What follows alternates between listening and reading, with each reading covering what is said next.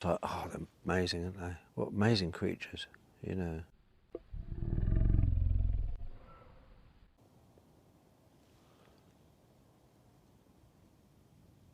Any entities here?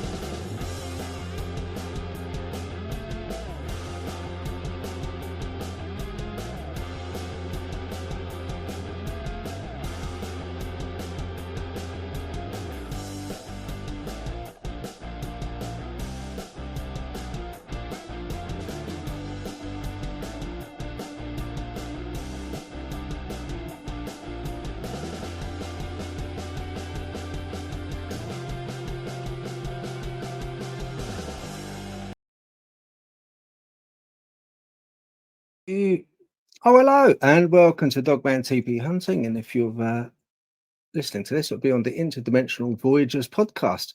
I hope you're all hot enough and had a great week. Just want to say thank you to Kate and to Dawn as well for doing the moderation on the chat. And yeah, everyone that's joined, let's have a little look at the chat and see what's going on. Oh, Stu, hello, mate. You all right? We've got from Paranormal Walks. Excellent guy. Check him out. Really nice guy as well. Really nice guy. Let's have a look. Yep, Dawn. Hey, hope you're doing well. I saw you live the other day, mate. And it was quite good, you know. Just nice. It's a nice, relaxing. It's going out with you on a dog trot is lovely. It's quite relaxing, and also seeing a bit of Cannock. You know, love seeing a bit of Cannock. Yeah, can't get enough. Well, I'm going to bring on co-host. You know him, you love him. It is Mr. Colin Kilty. Hello. Hello. Hello. Hello, everybody. I move this over because there we go. Because I've got the comments up on the screen, so okay, I'm going to take that banner down as well. Let's have a look. How are you, mate? Yeah, not bad. Yeah, busy week again, but I need to get to them woods. Had a look. It's not feasible to put cameras up, to be honest.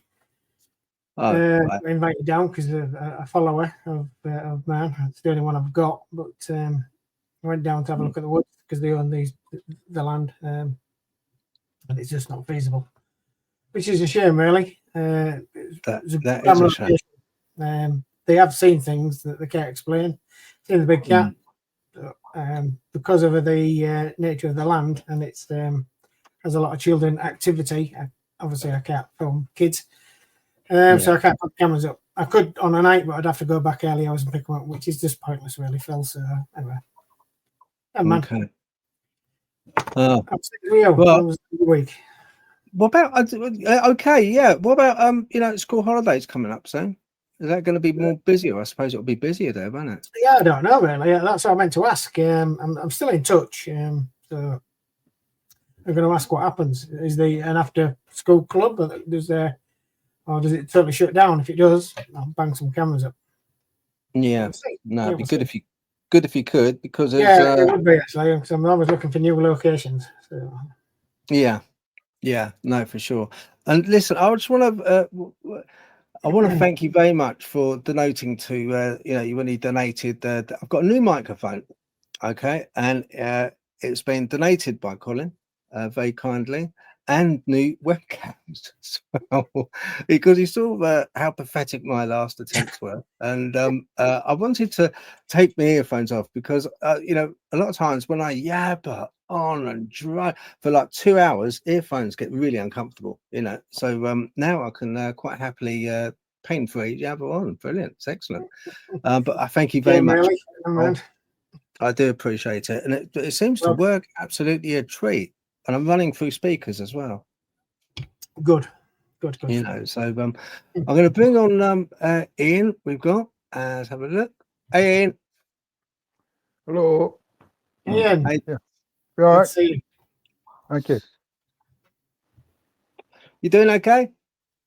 Yeah, good. Been a 4-day sick. I rolled my ankle at work, carried a 6-foot kitchen top, and my ankle went into a divot in the floor. I rolled my ankle and it all swelled up, and it was very sore. Didn't cry, but it hurt like an SOB. So I had to go to the hospital, get x-rays done to make sure I wasn't fractured or broken. But I've used the time wisely. I've been doing some back garden work, cleared all the hedges, squared away. So yeah, so far so good. I was in Bruin Woods last Sunday. Did a quick trip. Yeah. Correct. Yeah. Absolutely. Yeah, I put the photo. You sent me a photo. I put it up. I hope you don't mind. I put it up on the intro. No, it's all right. That's an interesting photo. I'll see if I can get it up again, actually. But that we're also going to have on a guest. Is in the States, Daniel J. Williams. He runs. What's he run again, Carl? Wrangler, Bigfoot. Yeah. It encrypted. I feel so bad. He runs one cryptid page and one page which is dedicated more to supernatural and paranormal stuff. But that's quite a new page. His cryptid page is a mighty big one and very popular indeed. So he'll be coming on. He messaged me and he said that he's got an errand to do. He's helping out a guy who is I think he's disabled or not quite well. So he's helping him out, and he'll be able to come on our time, 8 o'clock, hopefully a bit earlier. I think the guy is disabled. He does a lot of work for him. Off the record for free. So great guy. He's done. He really is a good dick guy. Like. Yeah, you know him quite some time, don't you? Yes. I've talked to the American guys for some years now. Dan's one of them, yeah. Obviously, he's with Shane Crisp. I think you know Shane. And Todd Metz. Todd Metz. I don't know if you know him. Yeah. No. What's his name again? Todd Metz. And Shane Crisp. He used to do a podcast. Oh, yeah, I know. Yeah. Yeah, he's given it up because, he had a burn, Shane, and he decided to give it up because wanted to spend more time with the band than he did on his scripted, which is fair comment. It's good. Yeah, he's a good guy. Both of them are. Well, all three of them are. Yeah, the Cryptid Wrangler is the Facebook page. That's it. Yeah, and very popular, and great page. A nice guy, really nice guy. Because I'm kind of like. I may not do a few posts, and then I just do a torrent of posts, and he's kind of like accepted loads of them, or nearly all of them, I think, So they're really nice guys, and so I'm looking forward to talking to him because a lot of information, and a lot of reference, I think. So it'll be quite a good conversation with him. So hopefully about 8 o'clock, maybe a bit earlier. So that'll be good. Also, I was looking on. You posted a couple of things on my Facebook, Mr. Kilty. Yeah. Let me get this up. I think one of them was about frequencies. Yeah, it was. I'll get a screen share up. Let's have a look. The screen. Let's see if I can turn the volume up. And act without them realizing it. Certain frequencies have been found to cause everything from mild and discomfort to calmness and even compliance. By adjusting the frequency output, they can make a crowd restless, focused, or subdued, all without a single word. Theoretically, this could be used on mobile emitters, devices embedded in street lights, traffic cameras, and even cell towers. These emitters would be capable of influencing whole neighborhoods at once, creating moods or reactions in the population without anyone noticing, using frequencies to calm crowds or disperse them without force. There was a classified project called Operation Right. Okay. Yeah. Interesting. So yeah. I mean, I've read stuff about this years ago, but yeah, it seems to get more and more frequent. Can on the I internet. just interject? It's funny you mentioned about frequencies and crowd control. A few years back in Reading, there was an article in the Reading Chronicle because Reading University used to be a leader in robotics, and these frequency devices they were thinking about fixing to the traffic lights around the town centre to stop road rage Yeah, I can during believe rush that. hour. There's Yeah. a town not far from me that use them on the bus station because of the use. So they transmit the same frequency. It stops them hanging about there. We can't hear it because we're older, but they can. Yeah. Yeah. So yeah, there may be some positives, but as always, there's always a downside. Like everything, I know there's a lot of frequencies done in healing, but frequencies that I've been looking into recently, which I've got the frequencies in front of me. A lot of them to do with causing violence, etc. People turning people into zombies, basically. Yeah, you seen the one where they're using frequency to cure cancer, to destroy cancer cells? I mean, they've even suggested that the pyramids was built on sound. I mean, it has been proven. Yeah. They moved a small stone with frequency. The funny thing is, that was first pioneered in 1933 in Edinburgh University, and the doctor, right, okay. He got absolutely. He cured out of 100 patients, he cured 93, and he was.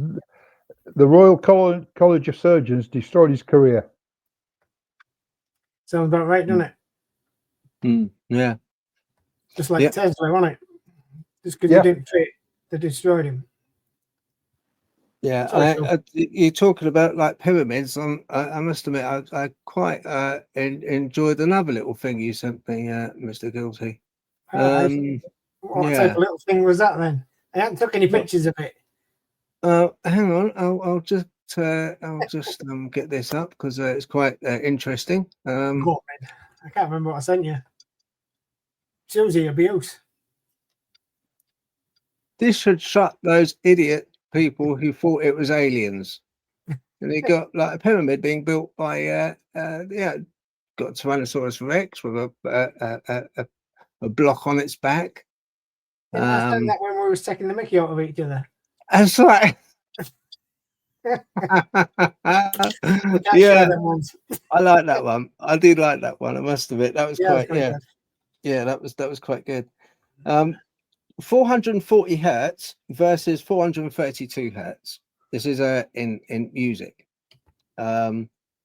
So 432 hertz is the standard that they use in a studio when they're recording.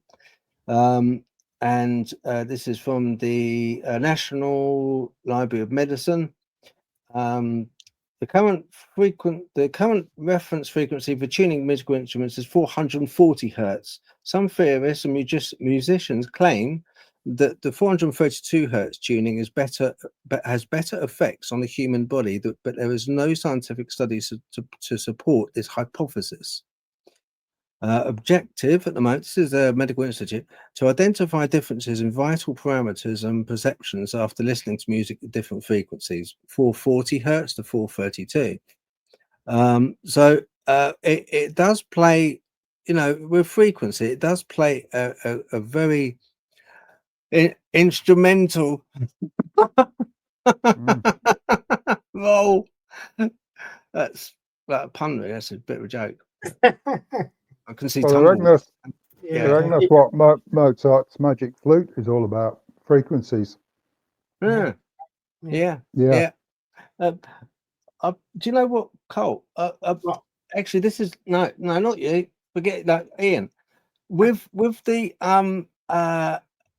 wasn't there a sonic cannon they brought out or were Yeah, playing yeah, about with? Where yeah. they had like a sonic cannon where they were able to. I saw it on the Incredible Hulk, and I thought, that's a load of old rubbish. Surely, that's like kind of when he's like, I think it was the first Incredible Hulk, and he's racing across like the he was in some college somewhere, and he kind of turned, he got really angry, and he turned into the Hulk, started racing across towards a load of soldiers, and they brought out the big guns, and it was like the sonic Yeah. cannon. Yeah, and I looked it up at the time, and yeah, I believe the Americans were playing around with that as well. Well, I mean, the most basic form of sound compression used in a blast wave is obviously from an aerial bomb or a landmine. And the best example, if you watch some of the military adverts when the Russians drop an FAB 3,000 kilo device, watch the blast wave, because after the initial explosion, obviously there's a huge mushroom cloud, but you watch the shock wave. Now, anyone within a 500-meter radius of that, all our internal organs are mushed because the blast wave going through you destroys the organs. Mm. So it's not like a direct hit; it's going to kill you. It's the blast wave. So any other troops within that sort of 500-meter radius, the compression or the sound wave or the blast wave is going to mash your organs. It's like the Russian Teepee anti-tank mine. Mm. It's the same. It's the same because it uses the hull of the tank as like a sound bell. So when it detonates, the shockwave going through the hull of the tank basically bounces around inside, and it just turns all the whole crew into mush. Yeah. There's a video of that, but they don't show it. I mean, the Royal Armoured Corps, they never showed it to the guys back in the day. But good old-fashioned Soviet T-bar anti-tank mine. Nasty bit of kit. I talked about like frequencies. I don't know if this was intentional or not, but I went to do a paranormal ghost hunt, and this was at Harwich Fort. I think I might have mentioned it before. Also another little thing. Anyone listening, and in the comments, if you've got any questions, put the question in capitals. So not the whole question. You don't have to write with your finger on the shift button, writing everything out in capitals, but just the question, just that one word, put that up in capitals, and then I can identify it, and I'll put it up on the screen. Thank you. But put a symbol at the beginning of it, maybe a symbol. Yeah, or a symbol. Yeah, that's a good idea, Carl. Yeah. I'm always good full of good ideas. Yeah, no, you are. You have your moments. You do have your moments. I must admit. Just Yeah, yeah. Harwich Fort. Now, I was there and doing a ghost hunt, and it was with a group by Wayne Seaton, run by Wayne Seaton, and Spook and Ori.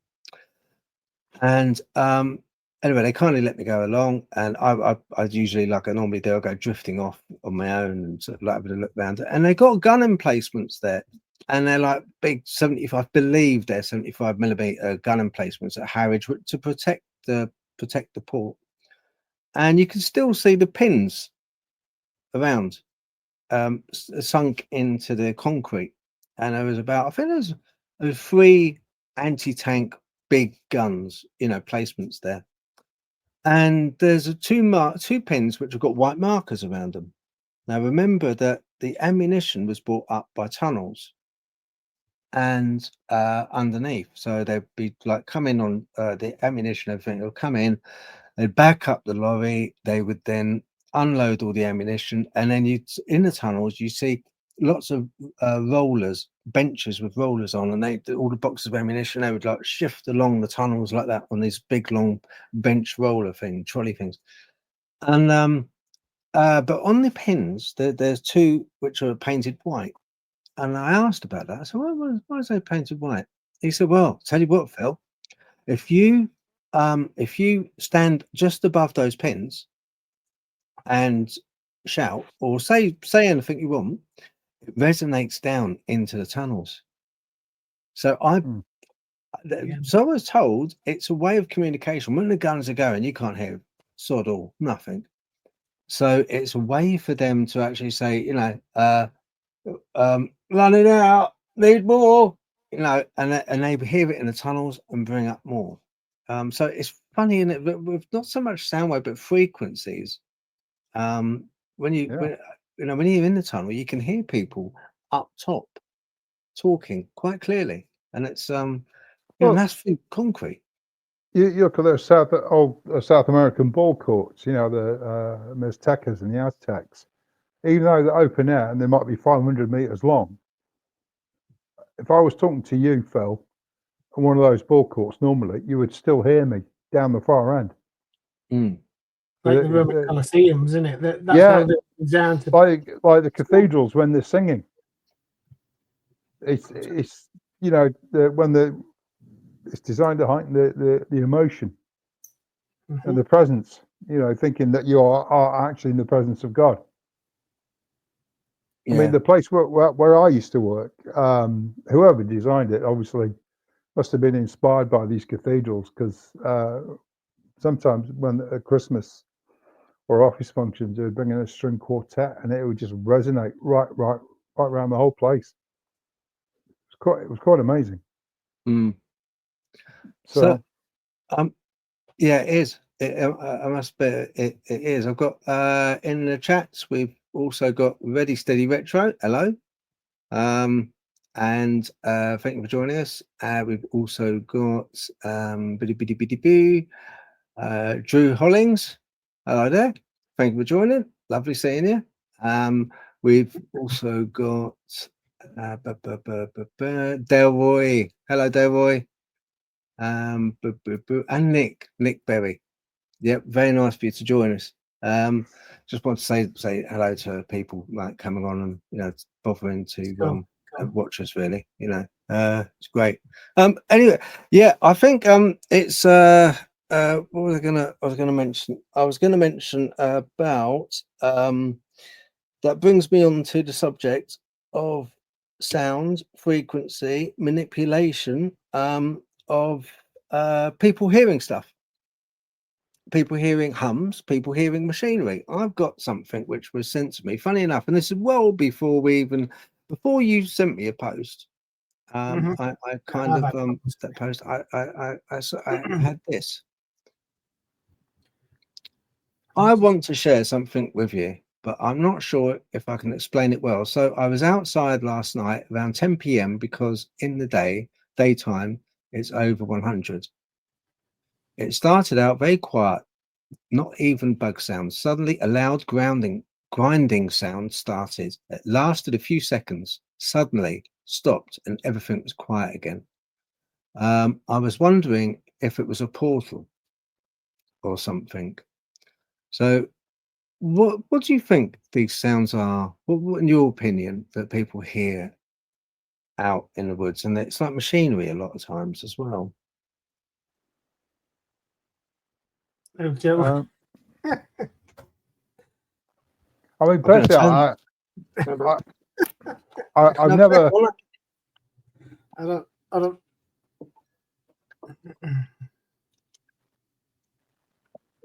I can hear you. It's all right. I'm just turning this down because it's so bright. There you go. That's better. Oh. Yeah. There you go. On air. My little on air sign. I forgot. You know, I forgot to turn it down. If you don't turn it down, it's like so bright. It burns the retinas out. But yeah, that's great. That's better. Yeah. Personally, I've never experienced it, but I have watched the video of an English couple walking out of the dog in the woods, and they hear something. And there's, I think there's an American one. To be honest, I wouldn't know. But yeah, certainly that metal grinding sound, like an old rusty door being opened, and the volume's turned up to 11. Yeah. Whatever it is, I really can't venture an opinion. Right. What about you, Carl? Have you ever heard any sort of metallic sounds out there? When I lived at Withenwick, where I think I got about 3 nights of it, not all constant. It started usually around about somewhere about 1:30 to 2 o'clock in the morning. And it wasn't metal. It was more like rocks. Real weird. Can't explain the sound. I have come across it and I have heard it several times, even here.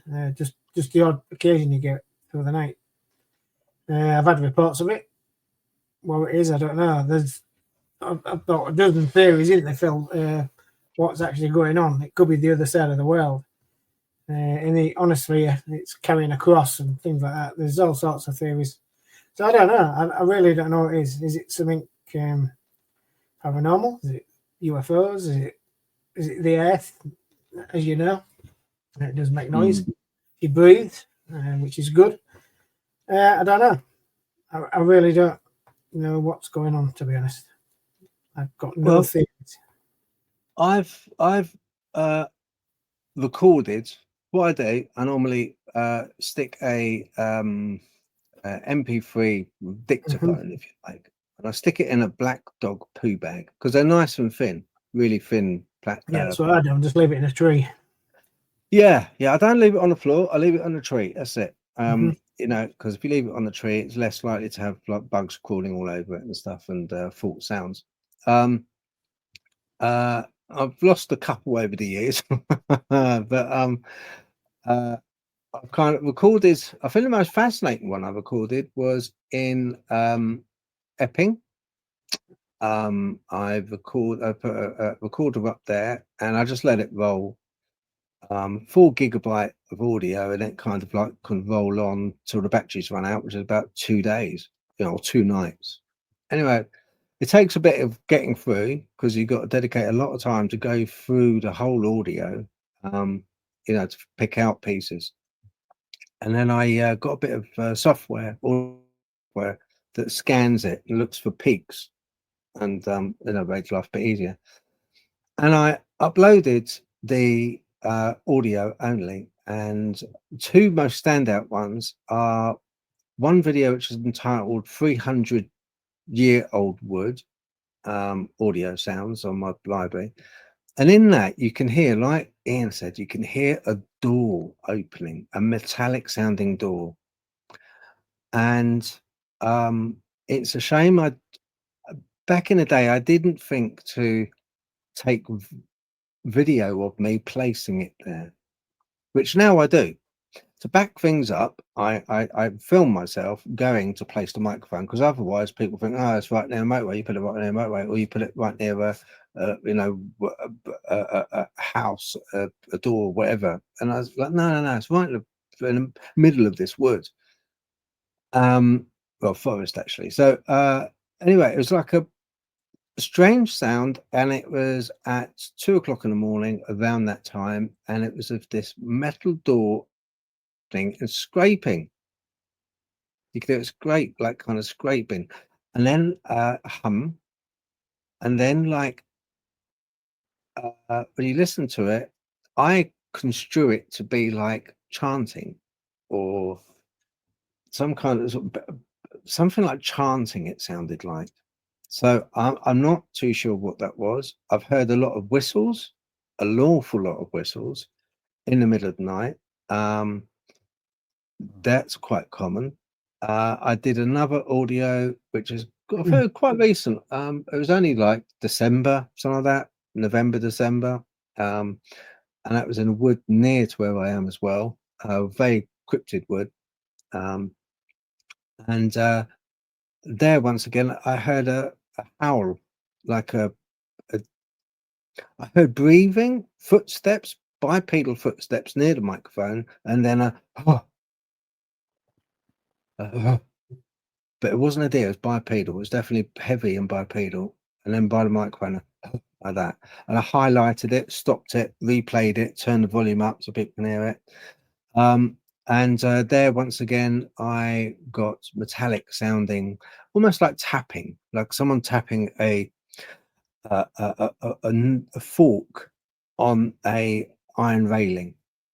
But we're talking in the middle of this. I mean, it's the middle of the wood. It's nowhere near anything, you know. So there is strange sounds to be heard out there, which I can't easily account for. I agree. Likewise. I've got a new device. I don't know if I told you. No. I'll send you the link. But instead of going through all the audio, which I have problems like you, you're just listening and watching it for the peaks. But I've got a new device. I'll send you the link. And what it does, it listens, but don't record until it hears a noise. Then it starts recording. And when it ends, it gives it, I think, about a minute. Then it'll stop recording again. So you don't have to go through all that audio. I'll send you the link to it. But that's about a year now, and I've used it a couple of times. I've had people talking on it, but obviously it's passerbys. But and I've got like you the odd whistle, but that's about it really. Yeah, I'll send you the link. I've seen those, but I was really worried because I thought I know it's long-winded and it takes me ages going through audio. I like doing audio, I like dropping a microphone, but because it's interesting, it's almost like having a Christmas present. You know, when you pick it up, you take it home, you think to yourself, oh, it's like a Christmas present. You can't wait to play it just to hear what is on there because, you know, it's been overnight in some really scary woods or forest. You think, oh, I wonder what's on there. And but yeah, the only thing is with that voice detected, you know, the one that you've got where it has to detect the sound. I was always worried about, would it have a false detection or would it not detect footsteps? Is it any sound or is it? I tested it, believe it or not. I tested it before I even used it, and I was in the room and I was tapping a pen and it was right over there, and then I got it out, plugged it in, picked it up. Hello, I'm still here.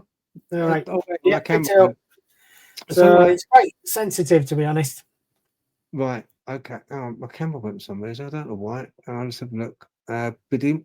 Oh, there we go. Yeah. I've got another. You know, you out your mouth. Is it really cold there? Yeah, you can see. Look. You know, and I like kind of like have a little kip and just like kind of do. And no one knows I'm actually sleeping because they can't see my eyes. So I'm just like that. Yeah, it's brilliant. Anyway, what were you saying, Carl? Oh, no, I forgot now. You bored me. Yeah,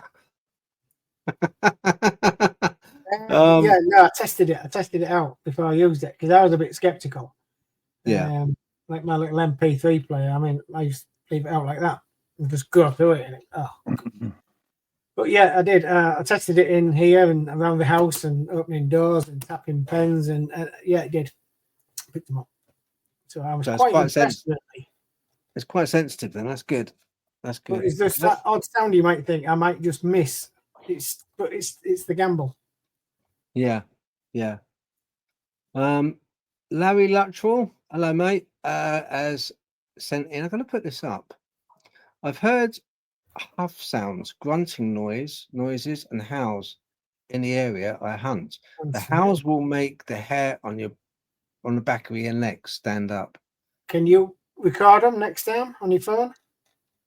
Yeah, that'd be really cool if you could, Larry. Yeah, something like that. Yeah, that'd be really good. All phones have an audio button. Yeah.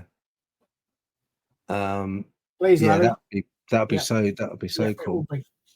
Could Larry let us know it privately where he actually goes? Yeah, hunting? that'd be good. Yeah. I think going by the way it's written, and also in the area I hunt, I would say he's in the States. Okay. Yeah. But I could be wrong. Let me know. Anyway, let us know, Larry. And still, let us know. Yeah, let us know whereabouts you know that area is. That'd be really cool. You know, just to know. But we've heard. I think all three of us have heard like gruffing sounds and oh Owls, barks, Mm-hmm. yeah, growls, yeah. Yeah. Throat rattles. That's one of theirs as well. Yeah. That's it. And they mimic animals. Well, southern Indiana. Yeah. Okay, he's in Okay. Indiana. Yeah. Yeah, but cool. If you could record it, please, I would appreciate it. Just to Yeah. listen. Yeah. If you could, Larry, that'd be brilliant. Just like kind of stick your phone on record and just like get a recording of it. That'd be brilliant. Yeah, they do mimic animal sounds. Mostly, a lot of times, I would say Dogman also mimics owls. As weird as Yeah, that's. yeah. And apparently there's a way of knowing actually if it's them, because owls hoots when they end their vocalization or whatever you call it, they end in a certain way, whereas the wolves don't. Apparently, I'll have to look that up again. But it's a telltale sign knowing that it sounds like an owl, but the way the owl finishes off is not what the wolves do. Then you know Right. it's one of them. Oh, Yeah. I can't remember where I read that, but yeah, some Yeah, old boy. Bigfoot Yeah. mimics a lot of things, even camel lambs. Fish. Yeah. Oh, I learned something last week because we went away last weekend to a safari park. We were kindly given tickets by Roxy B's daughter, youngest daughter, because it was her birthday. So she said, "Oh, a little while back." So she said, "Oh, I've got these tickets to the safari," and stayed in a lovely place, as you know, because we done a live, and the internet was just like, oh, but I was talking to the ranger there as we're going along, and because Roxy wanted to feed the giraffes, which are really cool. Strange animals. In evolution, they're just one of the strangest animals. But they still can't decide the shape of it or its long neck, whether with a giraffe, whether it established that a lot of biologists say that through evolution it had a long neck because it was feeding high in trees. Trees. Yeah. But the new scientific studies say that it's also evolutionary, that it's got a long neck so that it can see predators from a greater distance on the plains. But yeah, its kick, my word, crikey, is it strong. It suffers quite badly though with arthritis because of its height and heart problems. Bless it, giraffes do. Because they've they've got to pump so much. Yeah, they suffer badly. Anyway, as a footnote, anyway, and they got black tongues because of the sun, so it stops the tongue getting sunburned, which I found greatly odd. But he said with wolves, he said, "Oh, Phil, the ranger did." He said, "Do you realise that in 2026 we're going to be releasing wolves into the wild?" I was like, "No." I was like, "No, really?" He said, "Yeah, that's right. Yeah, you're right, Colin. Yeah, he's gonna be they're gonna release 4 packs, and within those packs are going to be 5 wolves. And there's going to be 4 packs released at first in 2026. That's the plan. Part of the reason is to keep the deer population down. Yeah, because the deer population has just gone bonkers, just crazy, man, in the UK. So it's to keep that population down, and also it's a nice thing because it's like going full circle as it used to be. It's bringing in the indigenous wolves back into this country, which is lovely. He said a lot of people have a misnomer, really. They don't fully understand with wolves that he said to me, "Phil, if you want," he said, "you can go into that enclosure right now, and if you were just walking through it, they wouldn't come anywhere near you." I was like, "Really?" I was like, "Oh, I had it in my head while they were just like, boom." He said, No. He said, "The only 2 animals which are predatory on us are polar bears and crocodiles. they actively, if they see us as food, whereas most other creatures and animals are opportunistic. They would rather than try and take us down, which is hard work, because of course they will go for the throat and the top section here. They go for the face, the throat, and it's hard work trying to work on us from a wolf's point of view. And also we hit back, and it's hard work for them. So they would rather, out of choice, have a rabbit or have a deer, or something a little bit easier and a bit lower. But I thought that was kind of cool that we're going to get wolves back in this country. No, they've been trialing it for years. The public is totally against it because they're going to take kids, but no, they're not. So it has took its time, and I know it's been through Parliament a couple of times. I've been following it quite closely. I don't know where they're releasing it. I know it's quite in the Highlands of Scotland. That's all I know, really. But yeah, it's interesting. It's really good, actually. Some have been seen in Gloucestershire. There's what, sorry, Ian? A couple have been seen in the Forest of Dean and also around Gloucestershire as well. Really? Yeah. There's at least one photograph and at least one video and people are trying to speculate what it is. And I thought that had been debunked. No, this thing is a big timber wolf-like creature. I don't remember something like that, but I thought it had been debunked, but I don't know. I'm not 100% nice. So where do you think people have come from, where they've come from? In Berkshire, there is actually a breeding centre for wolves outside of Reading, right near Thatcham, and they reckon a couple have got out of there, but they say it's not theirs. Right.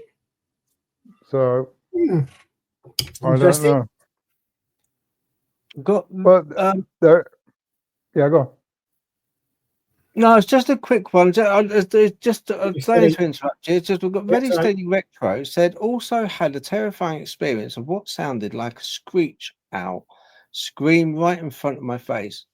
Even felt breeze, but nothing there. Yeah. Scary. I've had something similar in Guernsey Lake, believe it or not.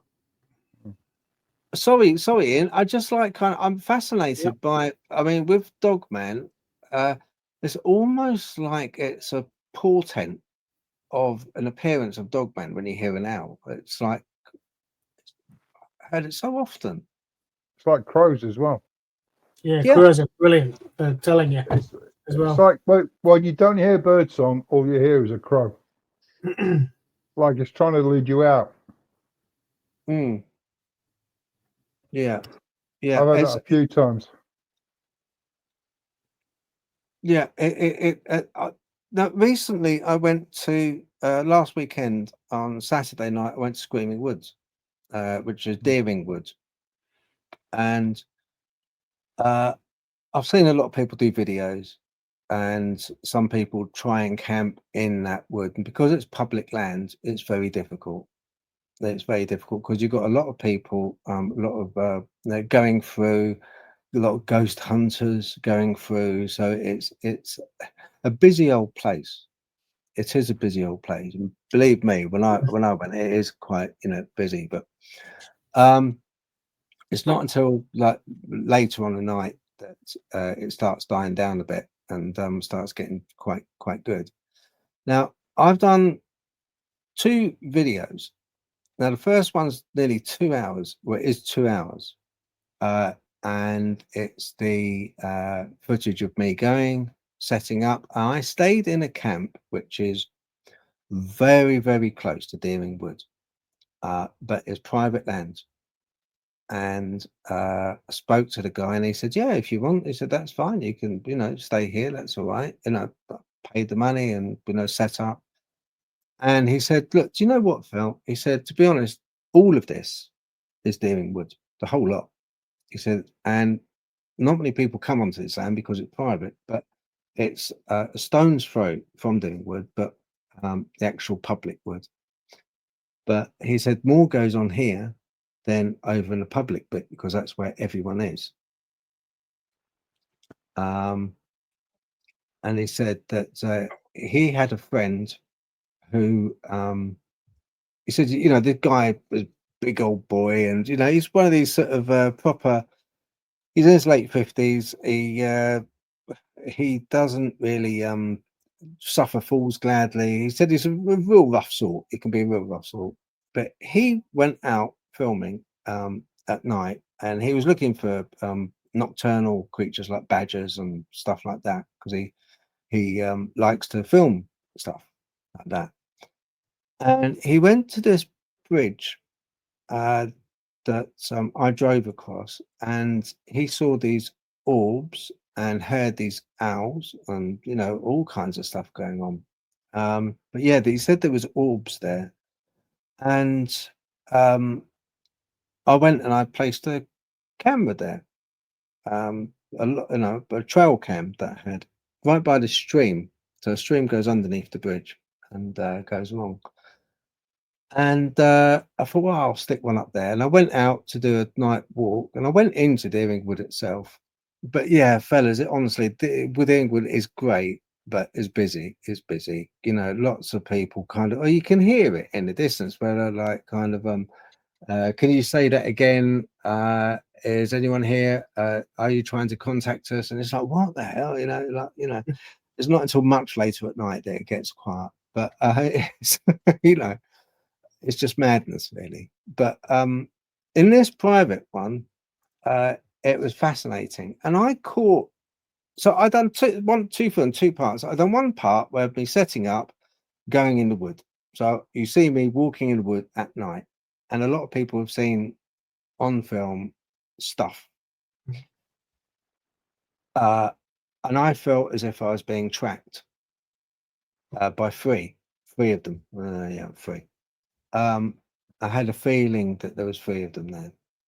And so I did that video. I got some really interesting bits. I had a really strange part where I sat down towards the end, and I sat down and I was talking to the camera about my thoughts. And I even said, you know, it's a quiet night.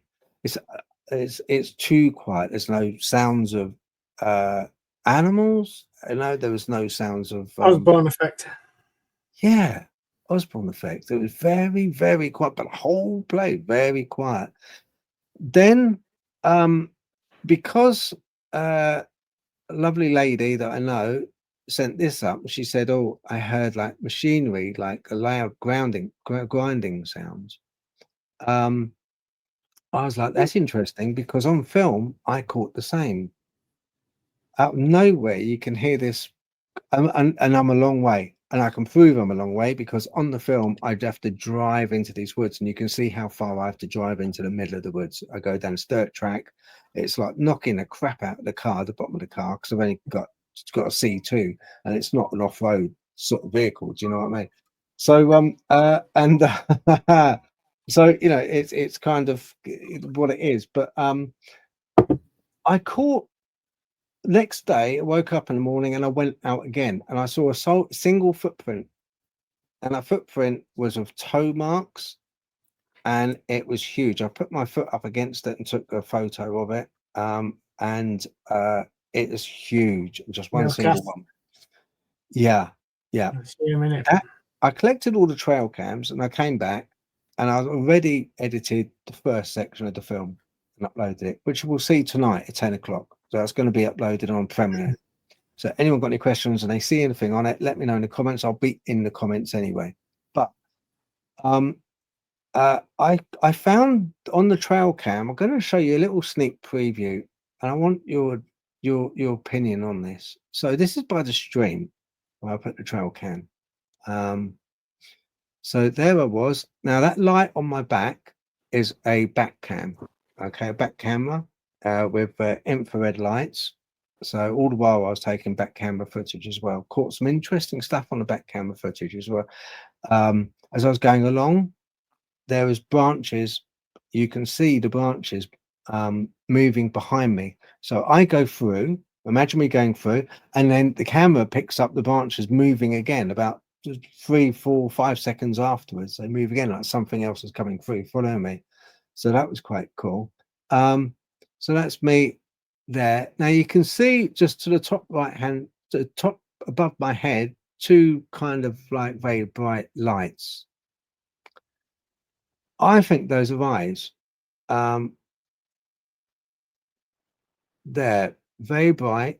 I'll turn off the. I'm going to just alter the background so that it's a little less distracting. Then on the actual trail cam footage, I got this.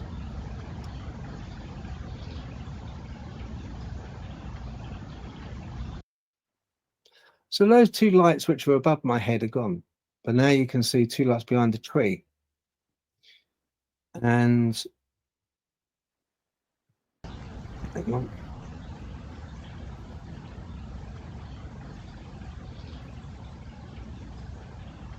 Oh yeah. Well, I'll play it again. Seems Is that? small though, doesn't it? Yeah, something there. There's something Yeah. there. You can see it. It's like a cat or something.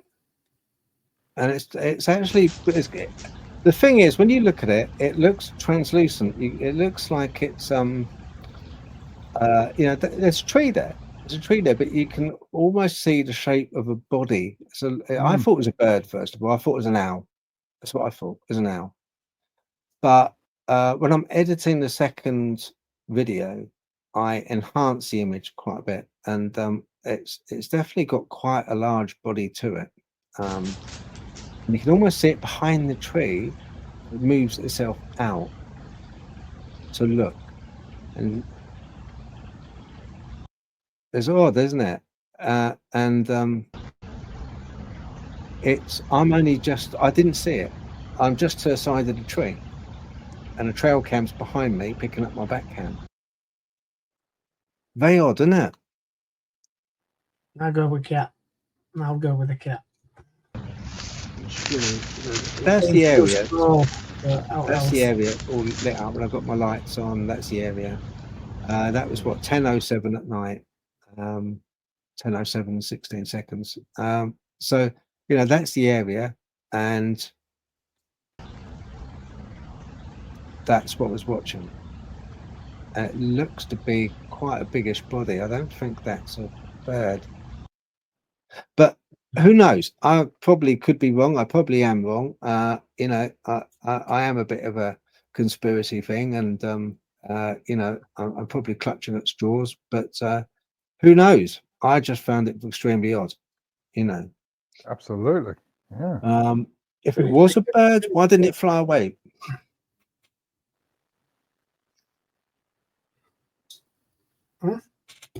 What do you think, Ian? I mean, if it was a bird, why didn't it when I got that close to it, wouldn't it have just gone?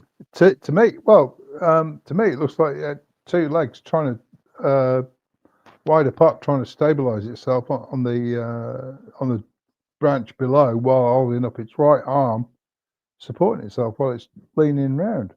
Could be That's a what it man, looked like to me. or something like that. It's very rare, but or a mink. If you see a mink, you got to kill them. Yeah, well, yeah, I know cats can do some pretty amazing things, but yeah, Could be a cat. Could have been. I didn't hear it come down, and the good part about being in the forest is brilliant because it's like the slightest movement you hear because of the brush and the leaves and everything else. You hear a forest that is very, very difficult to walk in the forest without making noise. It's extremely difficult. I knew a chap once that told me that he uses climbing shoes. Climber shoes. He used to go barefoot in the woods, barefoot to keep the sound down. He was like ex services as well, evidently. But yeah, he used to go barefoot. But I don't know if that's what they do, but just to keep sound down. But it's a very cool wood to go to. It's a very, very cool wood to go to. I've got a message from Rick as well. Do you remember Rick, guys? Yeah.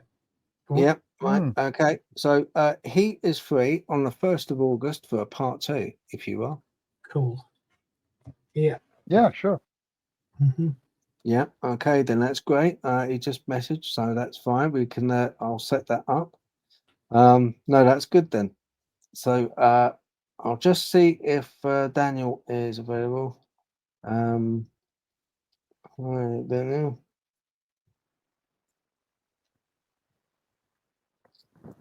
Yeah, you okay? I don't want to pressure him unduly. Do you know what I mean? It's probably, if he's busy, I don't want to. But I just sent a message saying, "Oh, hi, you okay?" Mm-hmm. Yeah. So great wood, loved it. You'll also see in the footage there is. I talk to the camera at the end, so I've got. Oh, good. He's in the studio. Excellent. And not this studio. He's not right. Okay. Hang on. I think what he's done is created he's gone in and created his own studio. All right. Right, yeah, come out. I went in this wood. It's really cool because here he is. Hey, Daniel. Hello, Daniel. Yes, sir. Yeah. There you go. There you go. I can hear you now. Hiya. How you doing, man? I can barely hear you guys. Oh, okay. Have you got can you hear us now better? Yes, perfect. Excellent, excellent. Thank you for joining us. Appreciate it. We've got Thank you for Colin having me. Kilty. Yeah, got Colin Kilty. You know Colin, Hey, and Dan. What's Good up, to buddy? see you. Right, and Danny. Been a while. Yeah, it has. I appreciate you coming on. I wanted to get you on because I wanted to sort of like pick your brain really, because you got the Cryptid Wrangler page. When did you first start that up? That page? It's been probably about a year and 9 months, I think it was. Okay. Yeah, sounds about right. Yeah, Colin's on it too. Yeah. Why, Daniel? What was there a Genesis moment that kind of happened to you, which set you on this course of Dogman? I've always been interested. Past 17 years now, cryptids have always kind of had this weird fascination. And basically, when I started picking up speed was on Josh Gates' Destination Truth. And he travels around and looks for all of these certain cryptids. So that was one of the big things. And I had run into Ronnie LeBlanc at one of the conferences. And he said, "Hey, man," I talked to him for about 2 hours. And, "Hey, you need to do this, you need to do that." And I'm like, I'm not sure if I want to go that far. And he's like, no, trust me, go do it. And I did. So Okay, cool. You ever met Josh Gates, Dan? no, I do know his the guy that does the filming with him. Yeah. Yeah, Evan. And he's actually going to work on the documentary that we're filming in November Right. for it. Yeah. Okay. Oh, that's cool. Yeah. I heard he doesn't come to very many conventions anymore, just because it's kind of a Yeah, but lot. he's quieting down a little bit, and now it's I don't know if it's got too famous or something. I don't know. I'm not sure the reason, but Yeah, no, yeah, he's an interesting guy. I used to watch him years ago. he is. And the only reason he got into that was because he was an actor first. Really? Yeah. I didn't know that. Yeah, and this Hey, started talking to Discovery Channel and said, "Hey, would you be interested in this?" And they said, right. "We'll give it a shot." So I always thought he was into cryptids, and then somebody just found him, and that's how it started up. So. oh yeah, well he had Destination Truth, and then he went to Expedition X, I believe. It was X, yeah. Yeah, and then I think there was another one too in there somewhere, but Yeah, he's done a few, hasn't he? Yeah, yes. There's We've a thing also got about another his guy. that he wears around his neck. He got that for Oh some yeah, reason with the cryptid, didn't he, or something? I don't know. I can't remember the story behind it, but yeah. No, I don't either. But I think it had something to do with finding. I don't know if it's north, south, east, west compass type thing, but originally they said that he had to have a um, not a speaker. Gosh, what am I trying to microphone. say? Microphone on, Yeah. and they said I don't have any place to put it, and I'm always moving. I'm sure it's because of that, and so I'm sure there's a mic in there like they did in gosh, one of the other Discovery Channels, Survivor Man or something like that. So yeah. Yeah, he's an interesting guy. Do you ever see Shane or Todd Metz? Do you ever still are they still about? Shane Crisp, What was that? Shane Oh, Crisp, Shane. is Oh, he still Shane. about? Yeah. And Todd Metz, is he? Are they still going? Yeah. No, he's actually he's doing it, but he's got Todd Hmm. I with haven't heard him. from Todd And for about I don't know 6-7 months. I thought he better yeah, give it. yeah. Shane. He actually joined the police force. And so we Yeah, kind of did that and just kind of, I imagine they probably told him, hey, you can't have this stuff on, on your email or whatever when we pull it up. So, yeah. He but said the police force and his son. He says that, it was just taking too much time or something. That's why he's decided yeah, to step down. It's yeah. a shame, Well, no, really. he's still doing it. Is I he? think he was just Good. trying to get the, um, what I'm not trying to say, the force down Hmm. first, with going through the officer's phase and whatnot. Yeah, there'll be a lot And of training. Won't there? Yeah, training. Yeah. Yeah. And so I talked to him every once in a while. I got a butt dial from him a couple months ago, and I could hear him talking to one of his coworkers, and I'm like, Shane, nothing. He just kept talking, so he didn't hear me. Well, send Nice my little regards. interesting conversation too. Yeah, sorry, Phil. uh, No, that's fine. That's all right. Um, just a quick question, really, Daniel, and it's sure. do you think we are mad, and do you think people are mad because they keep saying they, like with myself and Cole and Ian, we have seen this entity called Dogman, and we can't make out what it is. Do you have any views on what you think that we're dealing with here? It's considered another human hybrid. You have I think he came up with chimpanzee and then man. And then so we came up with, again, another dog or cynocephaly, which has been around for over 10,000 years and documented. It's so basically it's the oldest dog man name. And it's in the Bible. It's talked about by different explorers. Um, Daniel Boone was one of them. Um, Christopher Columbus was another one. Yeah, it was, Uh, yeah. Oh yeah, there's probably about 10 different. Etesius, which is Greek, and he was a physician, but they've all said that this is some sort of hybrid. Mm, And I thought that was pretty. That's the best answer you're going to get until you know for certain. yeah, the cynocephali are fascinating. Yeah, Alexander the Great, when he was brilliant, absolutely fantastic tactician and yes, warlord. But when yeah, he was in India, I believe it was, he came across this tribe that lived in the caves correct. there, and he wrote one thing about Alexander the Great. He kept meticulous notes, or his scribes kept Yeah, meticulous notes, and what gives it a bit more credibility is his previous notes and note taking has been absolutely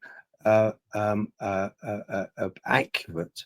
When it comes to the formation he took during a war and a battle, where he visited, the population, what happened to the population, the terrain, everything was like kind of documented down, which gives it a lot more credibility when he talks about a tribe of people that had dogs headed faces, spoke by in a barking manner as if they're barking at one another.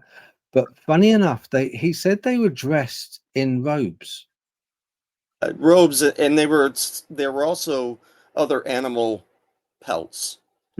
Yeah. Was another one of the things that they had said. That's what I'm gearing towards the end of my book, which is cynocephaly, all the way up to the history, from the history up into what it's called now, and why they're the same. But yeah, I just started. Well, just finished a book.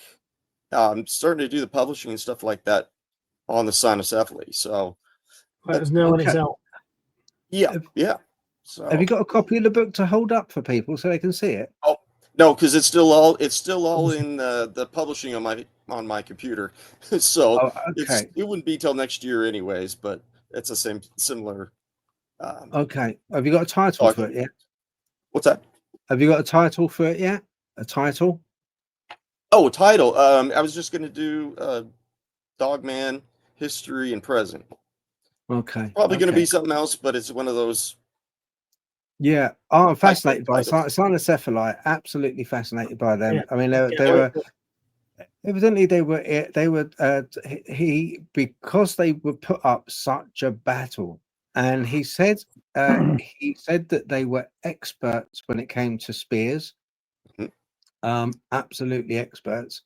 And they would be fleet. Oh, he said something about how fast they were. They would Yeah, like his bowman would try and shoot them. By the yeah, time the arrow left the bow, they were gone. yeah, yeah. They know. I mean, there's a lot of really just kind of curious things that is said in this books, not my book, but other resources. And they're known for their spices for meats. They were known for their being a great warrior. They also had come up with a purple, like some sort of dye that the kings would buy from them, and they Yeah, would use the animal pelts. that's Yeah, right. Yeah, they were great warriors, and whoever or whatever they caught, they ate. yeah, So, and it's not necessarily cannibalism because they're hybrids. So, but I'm sure that we were on the menu at one point. yeah, yeah, yeah. No, that's it. They had some green. It was almost like they had a special ointment that they used. I'm not sure if that was green, but they used a special ointment for wounds and stuff that they made themselves. Really? That was talked about. Yeah, yeah, I remember reading about that. And uh, evidently, as I remember it, because basically, if he didn't defeat them, he would say to them, "But look, either you join us and join my army, or we will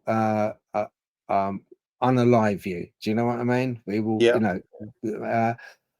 and so they did. They ended up being part of his army. I think they were like scouts. He used them as a Yeah. scouting team. Yeah, that's how as I understand it. Well, It was a long time they ago. were known for their archery skills. They were known for even cooking meat. The king would ask for them to use these spices and meat, and then bring it back to the king. But Mm, it's I think it was West India and Saudi Arabia were the two flats or plateaus um, where they were found, and they're huge communities. They're talking hundreds of mm, cynocephaly. In fact, one of the things was they had said was how do I say this, that they were so strong and warrior in their warrior skills that the kings would just bring them archery, that any types of weapons, um, two or three different things, just because the king knew if something happened, these guys better be on our side, otherwise we're going to get getting eaten. So Yeah. I think in India, it's a place called Uttar Pradesh, which is northern Sure. India. Yes. Yeah. And there's meant to be, like you say, hundreds there, absolutely hundreds. To this day, there's meant to be. And there was a recent case in India of, it was documented, and the police actually got a report of it, the local police. But because India is very corrupt, it's still corrupt. It's a very corrupt country. Yeah. But it's I had a gentleman who I believe was a police officer, and he got in contact with me because he saw my done a video on cyanocephaly, and I went into some detail on them. And it was one of my early ones. It was real crap. Not that my one's now any better, really, but there was a real sort of amateur. I didn't know quite what I was doing. But I went into detail about the cyanocephaly, and anyway, he messaged me out of the blue from India, and he said, "Oh, did you hear about the account from I think it was 1986?" I was like, "No." He said, "Yeah." He said, "Well, we were called in because there was a massacre in the village one evening in a small little village by Uttar Pradesh in the same area. It's a massive big area, but it's a small village, and they still kind of." There with villages, one village may not get on with the other village because their land overlaps, and they're farming communities, and they got livestock, and they got to rotate the livestock around to get any fresh grasses they can. So they very often fall out with each other because their cows or livestock go on to another part of land which belongs to the other village. So you get a little bit of rivalry and stuff going on there. And the police went to the village, and they found that a lot of people were laid waste. And when I talk about laid waste, they were eaten. Oh yeah, I see. Yeah. They looked like they'd been ravaged. And there was the rest of the village left. Scarpa ran away. The police put out alerts to try and catch up with them. They said, well, they've got to come back. They've got to, because all their belongings were still there. Yeah. And they went to the adjoining village, and they asked that adjoining village, look, what went on? Is there any rivalry? Did you guys go over and start any funny business? Because if you did, you're going to have you, sort of thing. And they said, no, we didn't even know about it. Didn't even know. Then they found one lady, and she went off to hospital. She was elderly, and they fixed her up in hospital as best they could before she died. They got revived her and stuff. And her account was, it was these young men that came to the village. There was 7 of them, and they had dogs' faces. Oh, yeah. And the police were like, really? And she said, yes, that's what happened. And the police actually wrote it down on their police report in Uttar Pradesh. But again, I said, look, can I have a copy of that report, please? Yeah, can I get a copy of the report? But at the time, the prime minister of the country at the time was quite it was very corrupt. So he was trying to get tourism up and running, and he squashed it. That's what this witness said. He squashed the report. He said, no, that's not going out on file. Same with the LBL. Oh, is that what happened with LBL? Is that? Yeah. I mean, they're fairly similar too, and because of tourism and the amount of money that comes in from the government, if there was a known dog-headed person, nobody's going to visit the park. And that's when, even I've looked back to see where it would have taken place, dates, all gone. And if anybody says something about it, the police will approach them and say, no, you're done. Don't talk about that ever again. So it's fairly similar too. It is. gentlemen, if I can just interject, if you look up Uttar Pradesh in the 1990s, over 490 people were killed and eaten. No kidding. No, I think there was an article, wolf attacks, Uttar Pradesh, 1990s, and there should be a picture of one of these things. It was in the foothills. Really? Yeah, Oh. something like 493 people killed and eaten in a decade. Well, they're doing that too in Tennessee. And in Limpopo land in Africa, there's a big black wolf absolutely tearing the mincemeat out of people when it crosses through a wood. Yeah. When Yeah, it that's cuts through it. that is my I think recall there's isn't been very something good recently today. about that. Yeah, there is a picture of a lad with his arm in a cask, and he's got Really, this bandages is head to toe. wow. Cole, do you want to read that question out? Go ahead. Dan, have you heard of the sea monster in San Francisco? In San Francisco Bay. Are the plesiosaurs? I can't say. Plesiosaurus. That's why I asked you to read it out. I didn't want to read it out. Oh, it's kind of tiny, so but I have not heard of the one that's in San Francisco Bay. In fact, well documented, to be honest. I mean, I've read it several times, to be honest. Damn it. I think it's been seen recently, to be honest. But really, Have you seen the latest guy kayaking on Loch Ness with his drone camera? No, huh? No. You should. Oh, mate, he does one right above. There's 3 or 4 kayaks on the beach, His canoe, innit? and it's right there. It's about 20 foot long. Yeah, honest, you can make it as clear as day. Yeah, it was about That figures. 4 weeks ago. It's like literally come right up to the water's edge on the beach, and its head must be just sticking above. You know, like the eyes are watching him. But the rest of it, it's, AI or something. But yeah, I got it sent to me. I think that's real. I don't care what anyone. It could be. I'm not sure. Go ahead. Sorry, Adam. That looks real to me. Oh yeah, that one too. I'm surprised that one got past me. So I live right down the way. So. Cole, got another question you want to read out? Well, Dan, have you heard of the Thunderbird on the New Britain Island? Oh, not New Britain. I've heard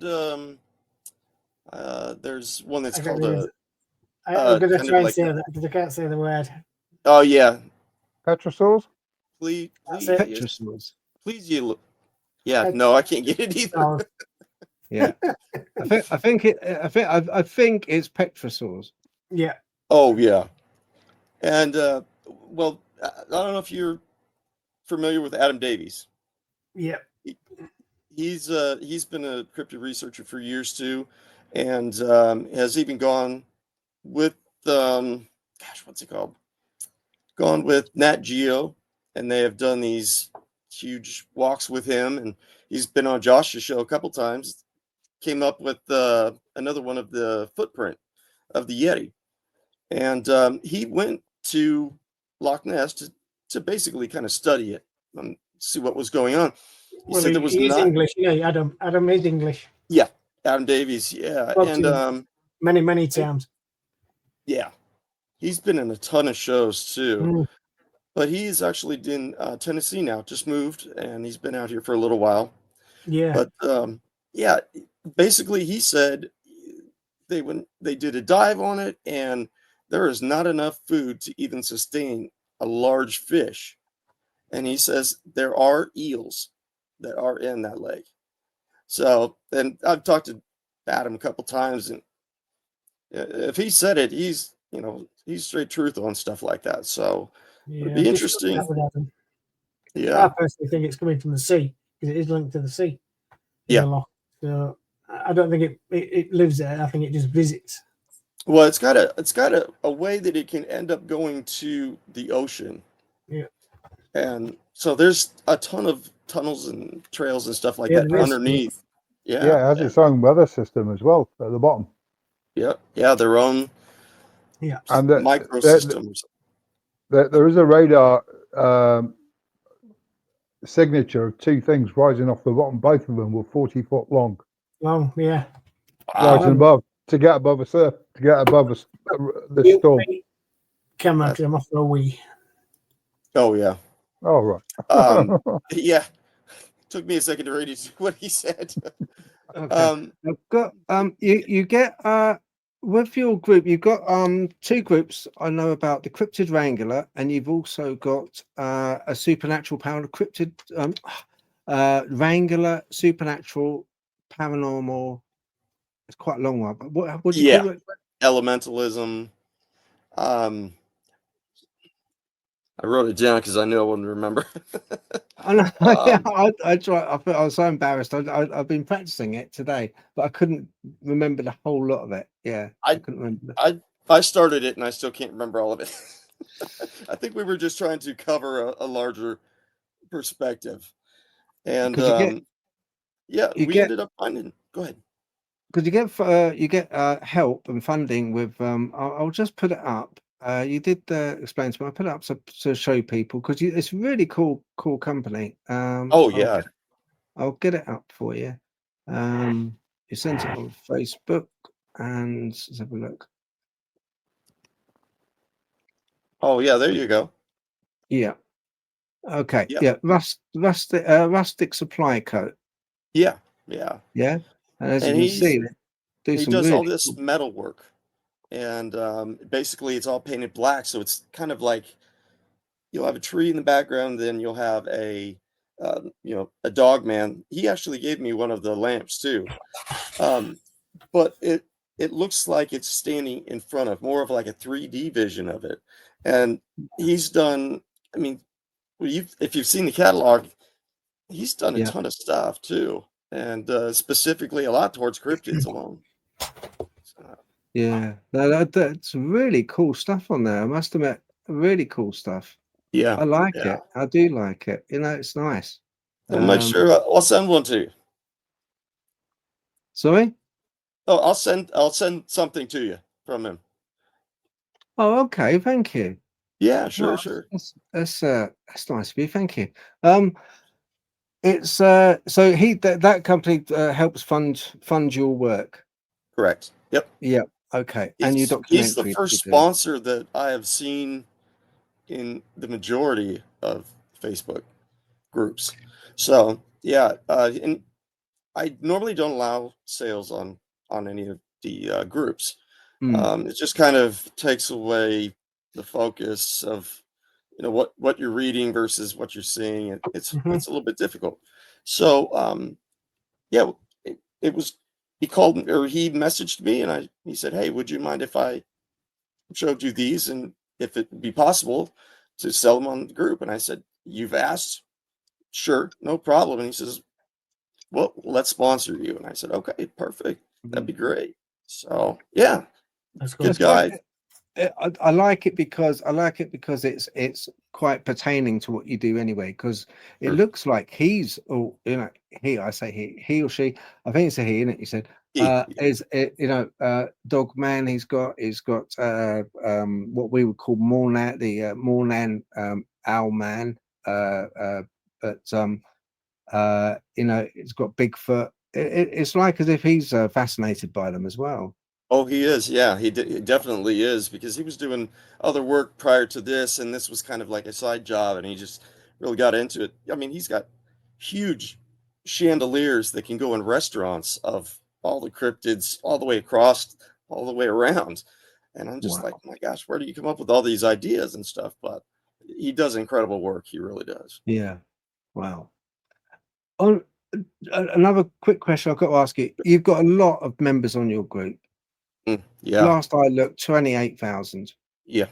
We started with 30. Damn. You've done so well. I have to ask you this. What's been the most sort of incredible accounts that you've had from your members on your page? The accounts that you think, you know what, damn, that's like, that's a one-off. That's a strange one. There's a couple that have really stuck out in my mind. and like Martin Groves with his Dogman and the Bigfoot. But there's a couple, except for which are pretty scary. I mean, to shoot a Dogman 22 times with so many different caliber bullets and not kill it and still coming for you, that would scare me.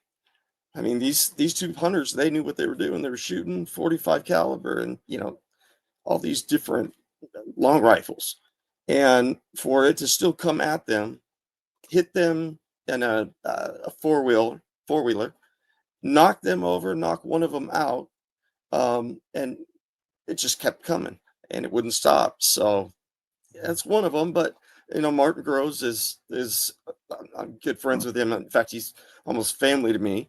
Him and Daryl Denton, and that's another one that really just, it was nice because I got a chance to hang out with Martin, and he's on the mend. So, but So to be able Daniel, to ask him, what's that? so Daniel, you ever heard the account?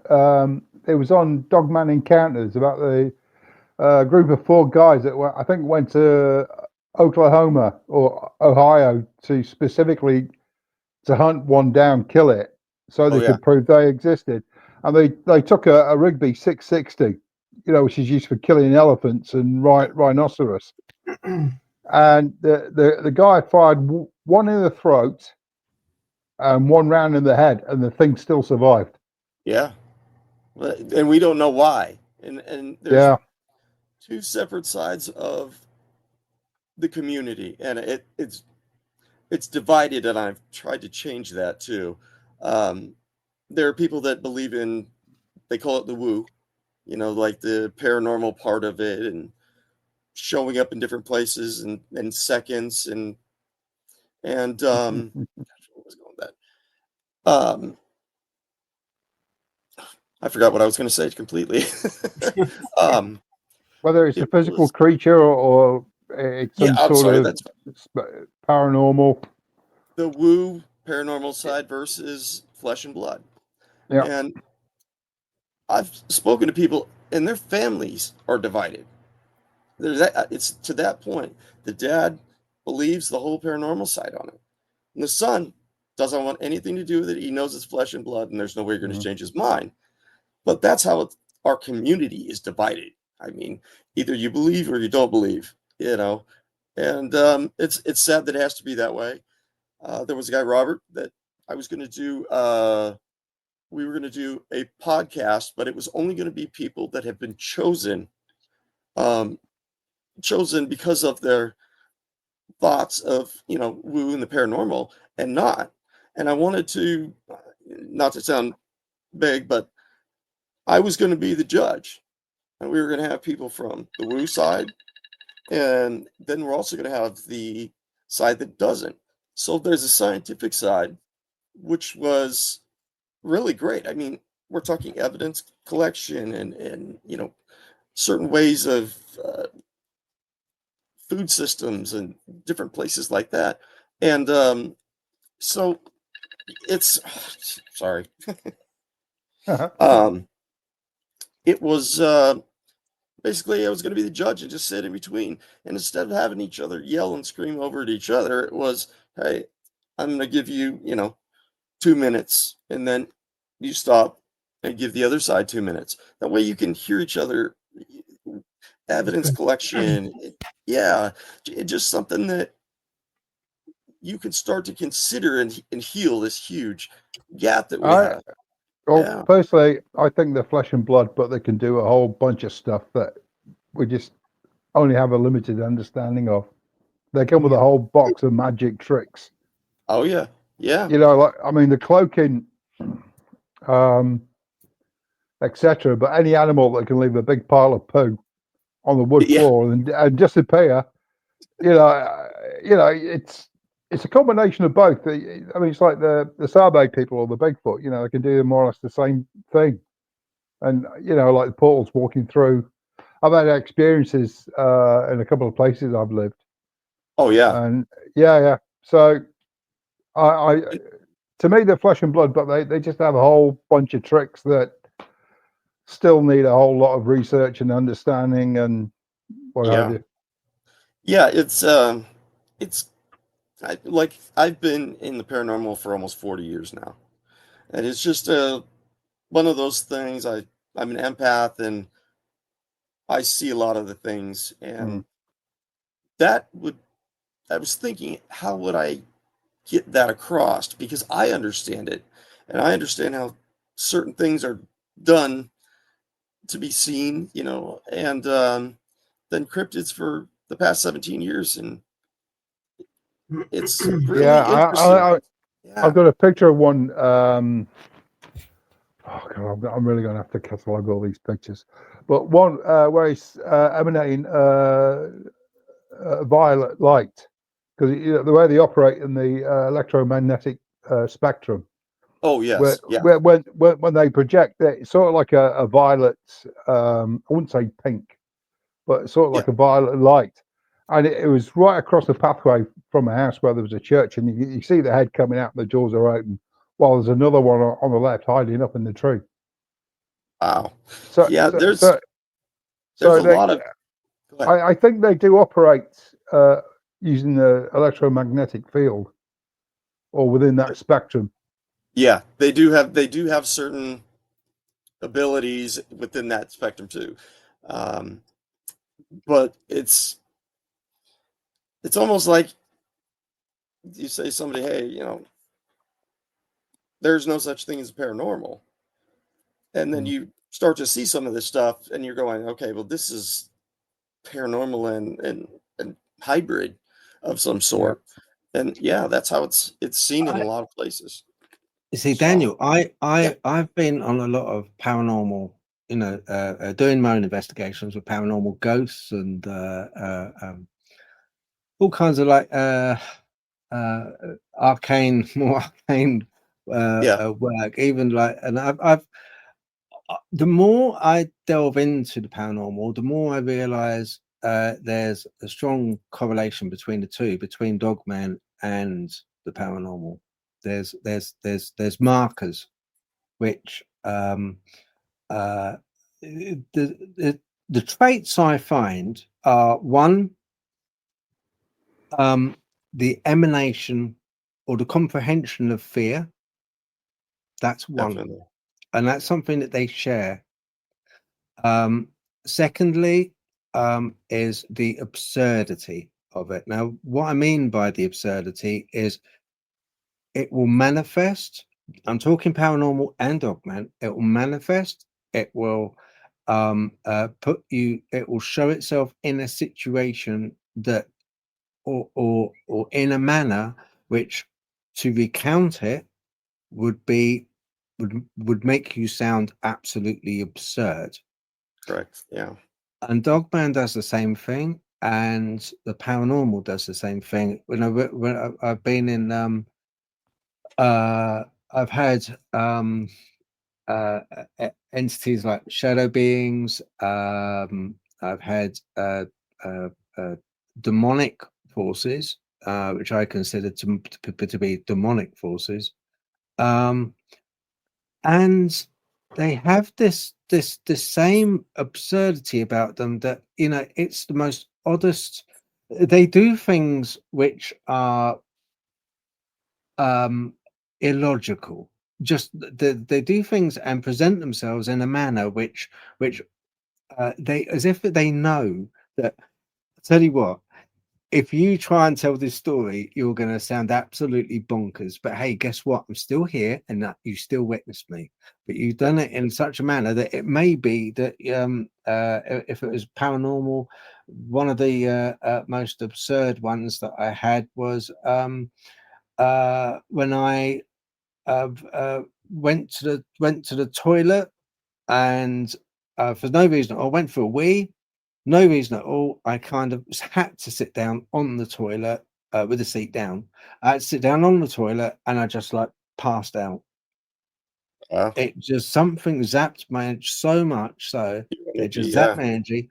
And at the same time, a entity, a ghost. I don't like saying ghost really, but an entity presented itself to my then partner in bed, who was a non-believer, a total non-believer. And this thing sat on the end of her bed and was talking to her.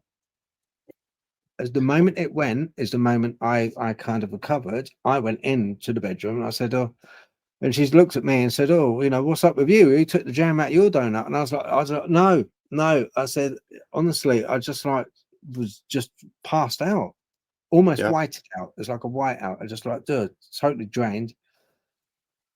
But to recount that to someone in a situation it was in, being with the toilet, it sounds absolutely bonkers. Absolutely bonkers. And we get this again, we get the same thing with this Dogman thing going on. You know, it's I saw a type 2, what I believe a type 2 Dogman, and it was in a shack, Daniel. It was in the woods, and there was a Really? pallet up against the shack. I didn't even see it. I went walking past it, but I was filming. As I was filming, a follower messaged me, Phil, gave me a timestamp. You want to go back to that timestamp? There's something in that little shack. And it's basically like a tiny, not a tiny, I suppose about, it was maybe 6 foot by 4.5, 5 foot high in the middle of the wood, It took me an hour to get there. Yeah. And went back to the timestamp, sure as eggs. There was a large gorilla faced, flat faced type 2 Dogman, you know, the Really? broad one that I think sometimes gets mistaken as Bigfoot. And it was in there, and you could see it blinking and it moving its head as I went Yeah. past. Yeah. But absurd. And it had Yeah. a human-made pallet up against a shack. That they can be resourceful anywhere. You know, I mean, they could pull food from anywhere. I've heard them coming into people's backyards and taking off with the dog. I mean, but Mm. the whole paranormal side of it is interesting, but I don't think science is as as smart as we think we are. I think that there's a whole nother side to, you know, portals, um, all these different red eyes versus blue eyes and green eyes. There's so many different ways that people talk about them, I guess I should say. But I don't think science is as caught up as we think we are. We think right now we're genius because we've got AI and we've got this and we take these pictures off our phone. I don't even it being in a 4D world, it's just not very believable that we know everything. I mean, we only know 7% of the oceans all over the world, and but there's something else to it, whether it's a portal or interdimensional Mm. portals. I We, think we have a there's we something have a out there. we have a big problem. You're quite right, and I think it's because these things are going on, and it's not made up. The witnesses are not lying about this. Yeah, There's too many witness accounts from really credible people. Uh, you know, they don't stand to gain anything. yeah, And I think you're completely right when you say that science hasn't caught up, and that's the reason why we don't understand. We just don't understand. We are Galileo, who is now housebound because we say that we revolve around the sun. Um, you know, whereas in the time they said no, the sun revolves around us. You yeah. know, and I think we're kind of Galileo in a way. We know we're outnumbered, and we have a problem, and that is there's two things. One is technology, like you say.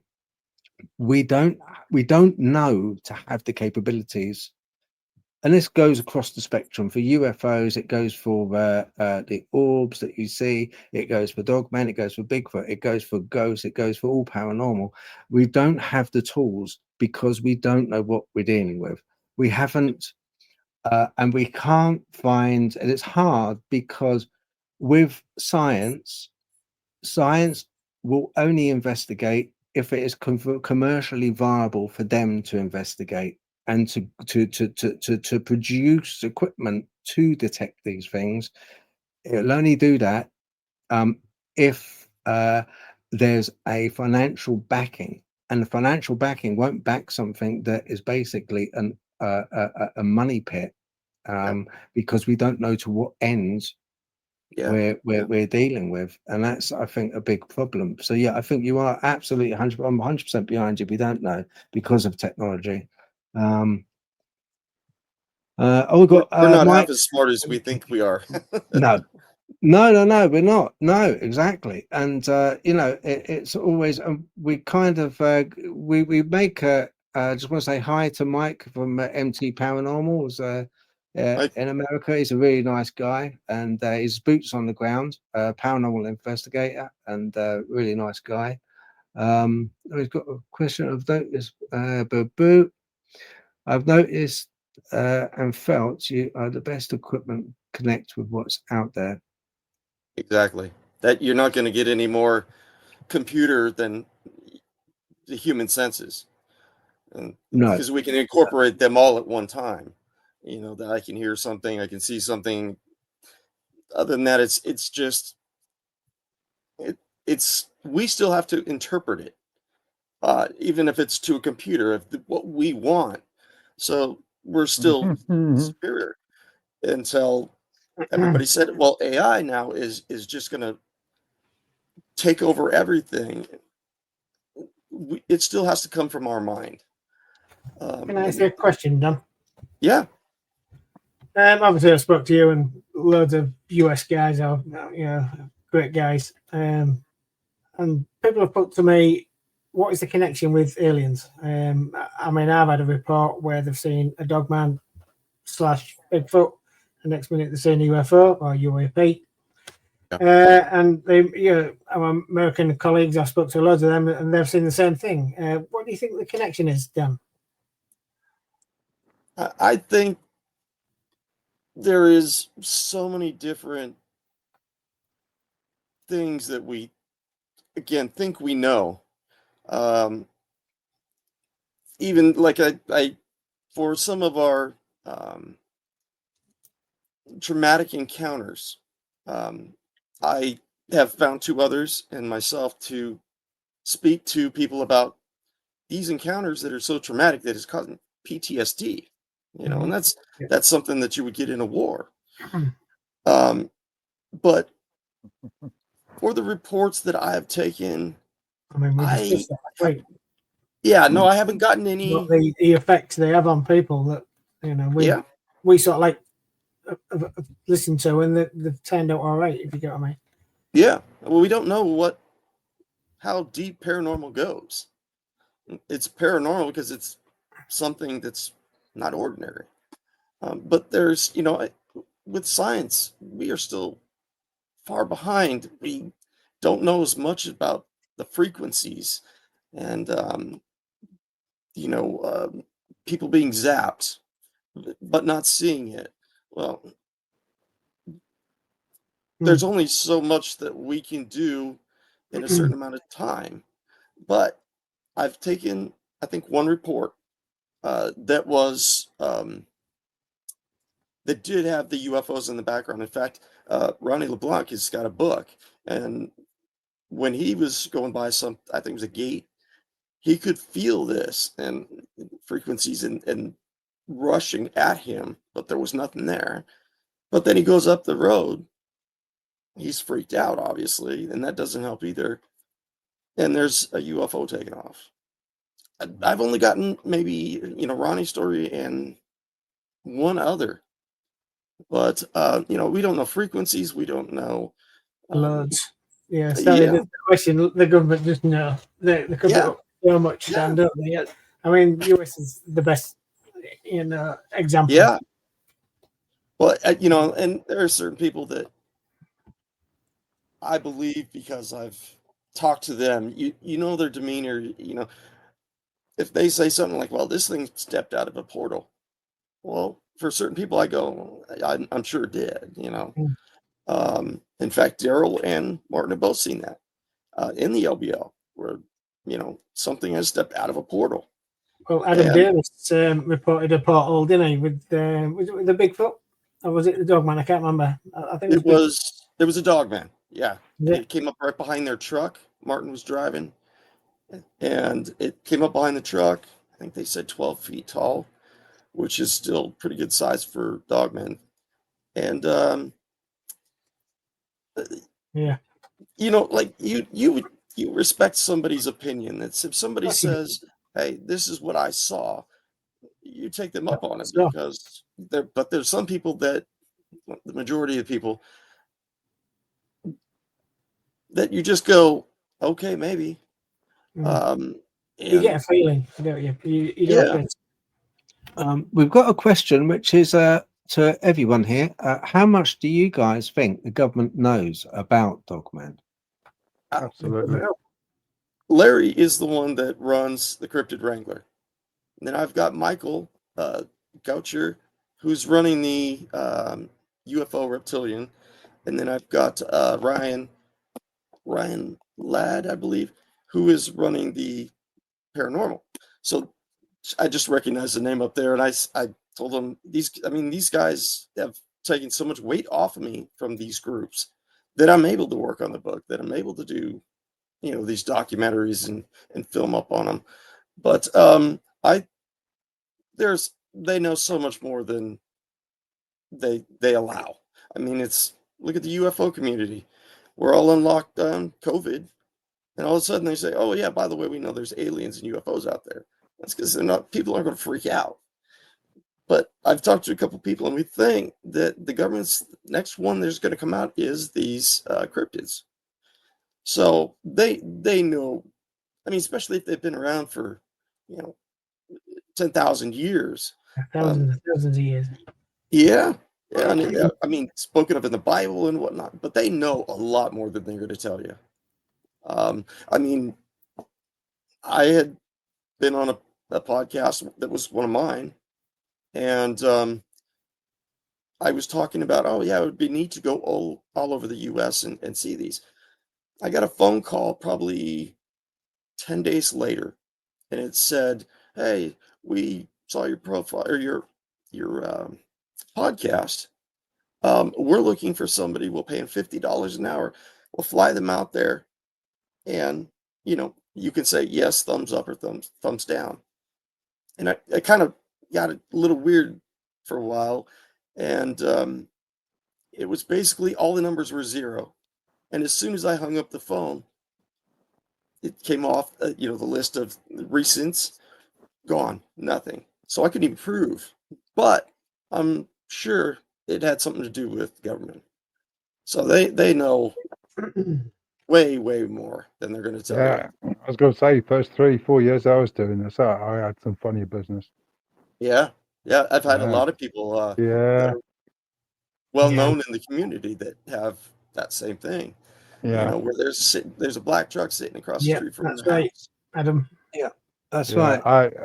We did I've it had people, weeks ago. yeah, I've had Adam people Davis. Yeah, Adam Davis' life-changing portal experience was at Matthew Johnson's site, and with Sasquatch, Janu, and Portal Guards. Amazing interview on the confessionals. It was. Yeah. I also interviewed Matthew Johnson as well. Oh yeah. Very very intelligent, coherent man. I actually got quite a lot of respect for him. I really do. He's nobody's fool, put it that way. And I did try, and I did approach. I messaged Mr. Davis to come on to have a chat. I'd dearly love to talk to him about his experience. And I know he must be all portaled out by now. And I said on the message, you must be portaled out, because everyone's like, what happened at the portal? What happened at the portal? But it is an instrumental. It is a point in time which is kind of pivotal. It's a pivotal point, that portal was. It's like kind of, because it's something you don't often see, and there's so much detail there to unpack. that still really needs unpacking, and it's very important that we do discuss it. We discuss about the entities coming through, the red-eyed, dark, 4-foot-high entities, because all of these paranormal cryptids experiences, honestly 100%, but as I've floated through this thing, I believe they're all joined. They're all emanating basically from the same source, if you like. Yeah. And it's not until you contrast. I'd like to contrast the portal episode from Mr. Davis' point of view, and contrast that with Matthew's point of view. So we get both the flip side of it. Not to trip anyone up, but just to get to some common ground. So at least we know, and I know, well, okay, this did happen.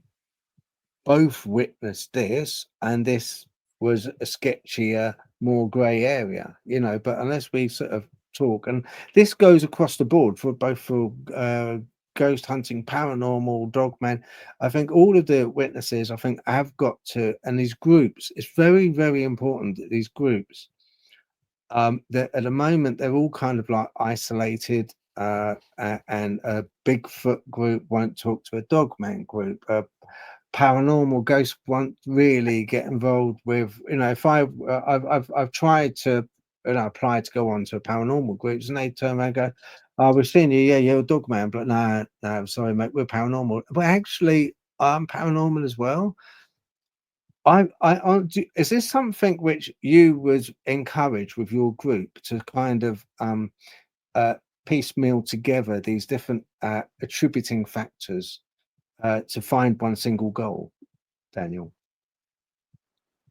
I think it's more important for the community to stop being so divided. Okay, understand, maybe there is a paranormal. Maybe there isn't, flesh and blood. Maybe it's something in between. You never know. But for it to divide such a huge community, you can't say what is real and what isn't real, because you don't know. It's like it's a pseudoscience. So it really doesn't matter what. Really. What's that? You just got to be open-minded about everything in this game, really. Yeah. And then Well- it's just we're not there yet, I guess is how to say it. We're not smart enough to take into consideration all these different things. I mean, look at if you have a really high energy field in your house, and you're getting headaches, and you're getting migraines, you're getting, anxious, you feel like somebody's watching you, that's, a high energy area. So who's to say that, like what they call it, not the larger mammals, predators have it, infrasound. How do we know that this Bigfoot is using infrasound? Because what it's doing is stunning the prey. So that is what people are considering zaps. Yeah, tigers. Yeah, and it's tigers definitely, and Yeah, but 114 Bigfoot decibels. can do it.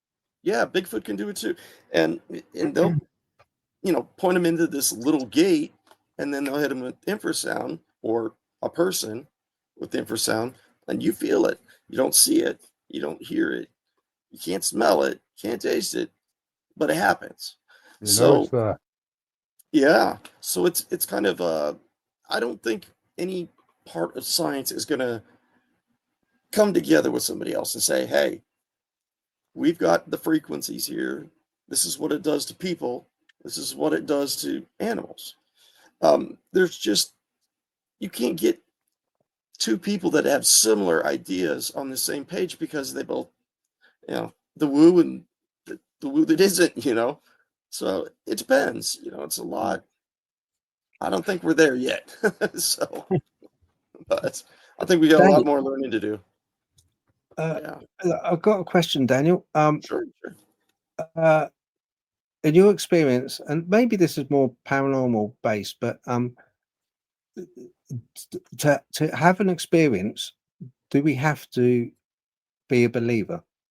Do we have to entertain the fact that there is an afterlife or a paranormality out there to experience it? Are you talking cryptids or just strictly? Yeah, I'm talking. There's two very distinct type of people. There's that I've spoken to, and those types are either the ones which do believe in the possibility and have experienced it, and the ones which are very black and white who don't believe in paranormality or cryptids, and they don't witness anything. And I find that it's a strange conundrum to me that there's people out there who uh, logically say no, it's impossible. You're talking a load of old tosh filth. There is no cryptids, there is no ghosts. Everything is accountable. The door closing for no reason at all, the tapping at the window, it's all accountable by logical example. And those people don't seem to ever have any. Is that something which you think is a trait that you have to believe to experience? No, not at all. Because whether you believe or not, and somebody asks you that question, and you say, "Well, I'm a Christian, so um, the only ghost is the Holy Ghost," but you get somebody that has had a profound experience, and it's drawn them closer in Christianity. So I'm trying to think how to say, um, I don't. We're conditioned as kids, you know. Hey, we see a ghost, you scream for mom. Mom says there's no such thing as ghosts. Okay, that's fine. There's a monster under my bed, in my closet. No, there isn't. We're conditioned to go, okay, this stuff doesn't exist. So if this doesn't exist, this isn't happening. And I'm seeing more PTSD and a lot more Dogman cases reports coming in that are, how do I say it? They're scared so bad it's PTSD. And it's just, it depends on how you view it. If your parents never say, oh, well, there's a ghost over there. Yeah. But nobody will say a word about it to anybody. And I've seen people that have gone 10, 12 years in their life with all these symptoms of PTSD, sleeping and self-medicating, because they don't want to talk to anybody because they're afraid that they're going to be crazy. So there's another route that we're trying to get to, about, I guess, how to say,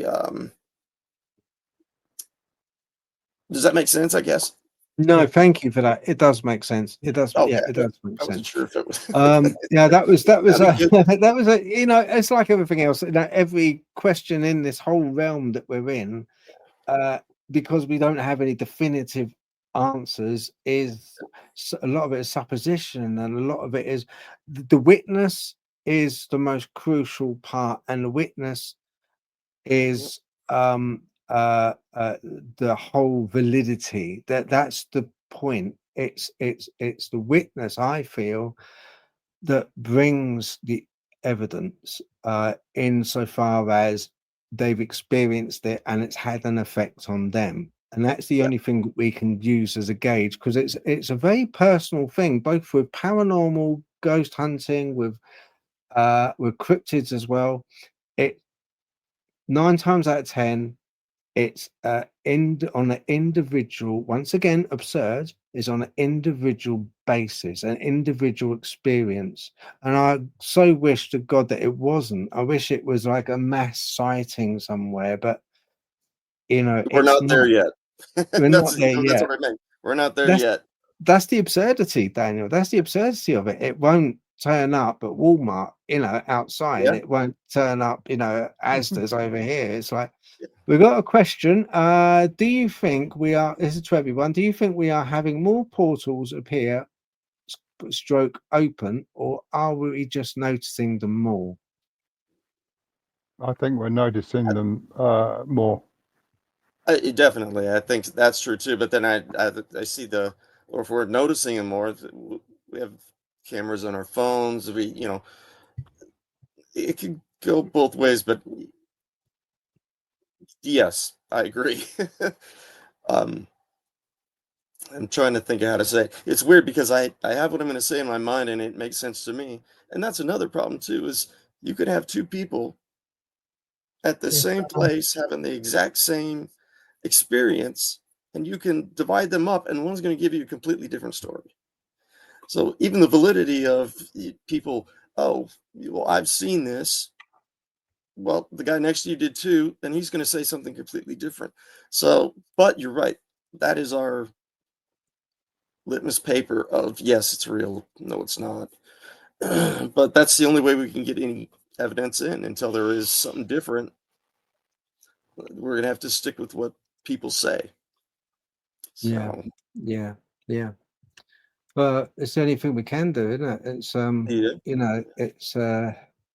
yeah. it's one of these things which it's fascinating with the paranormal side of things, and the cryptid side as well, because I don't know, it's just there's a the only thing I would say is, in my experience, Dogman, cryptids, paranormal, they all have those same traits.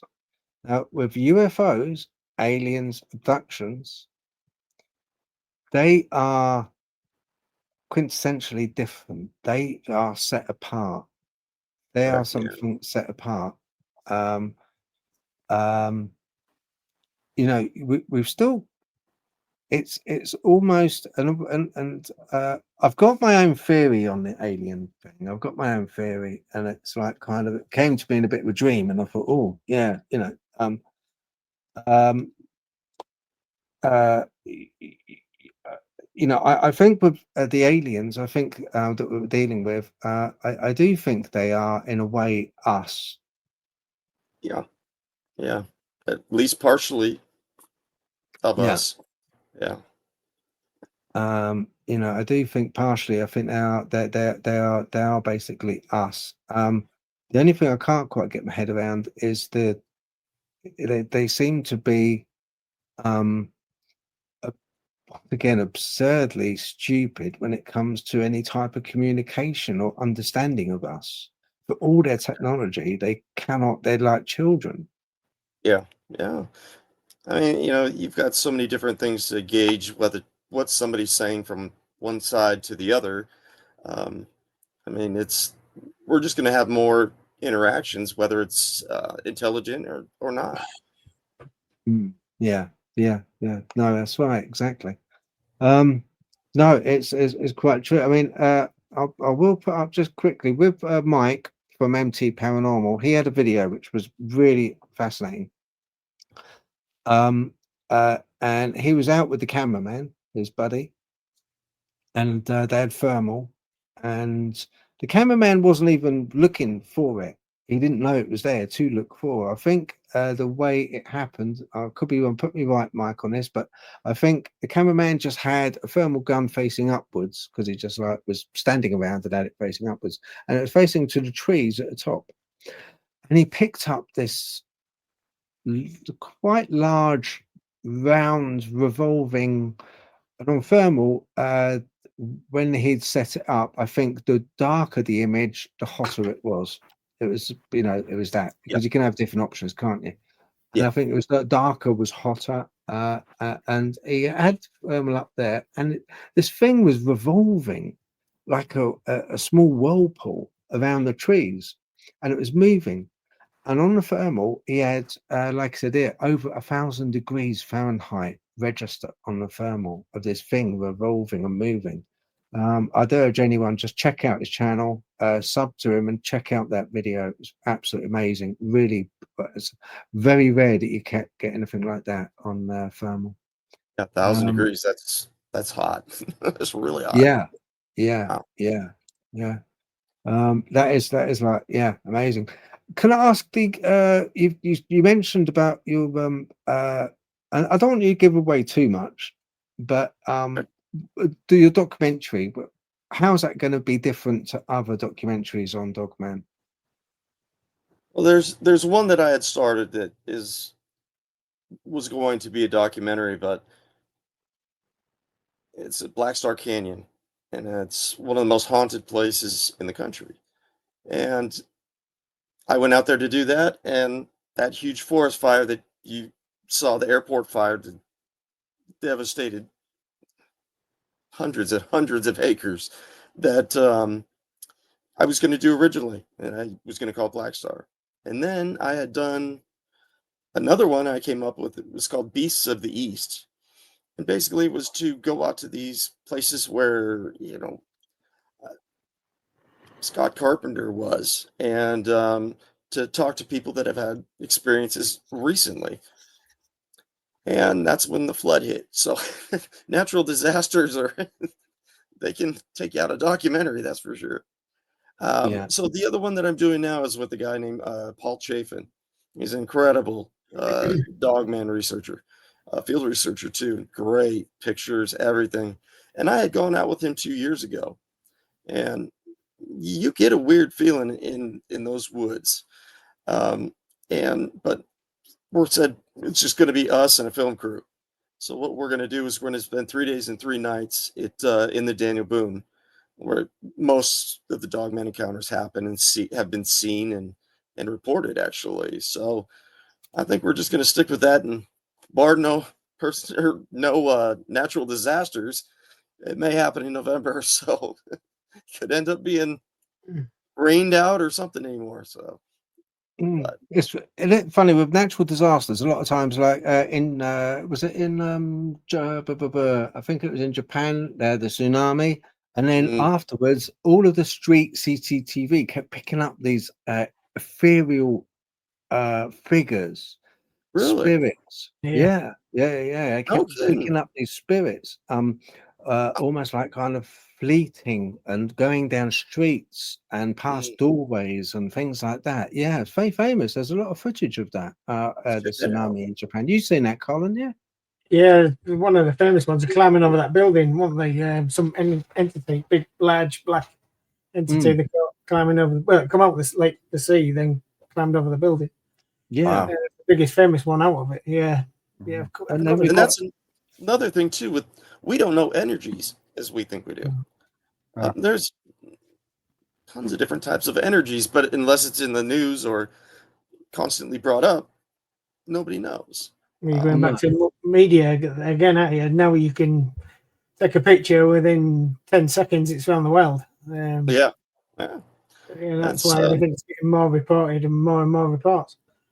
Yeah, like EMP, affects all the electronics and everything.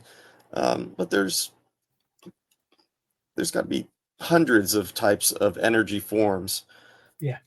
But we don't know them, and so I don't think much of it goes towards the idea or classification that we would want in Dogman sighting encounter and whatnot. So yeah, it could be different completely. Be interesting. If you guys don't mind, I'm going to bring something up that was in the comments. It's not exactly a question. It's a more of an observation, I think, but it's just it struck me as being interesting. I'd like to get your opinion on this because I think it's quite pertaining.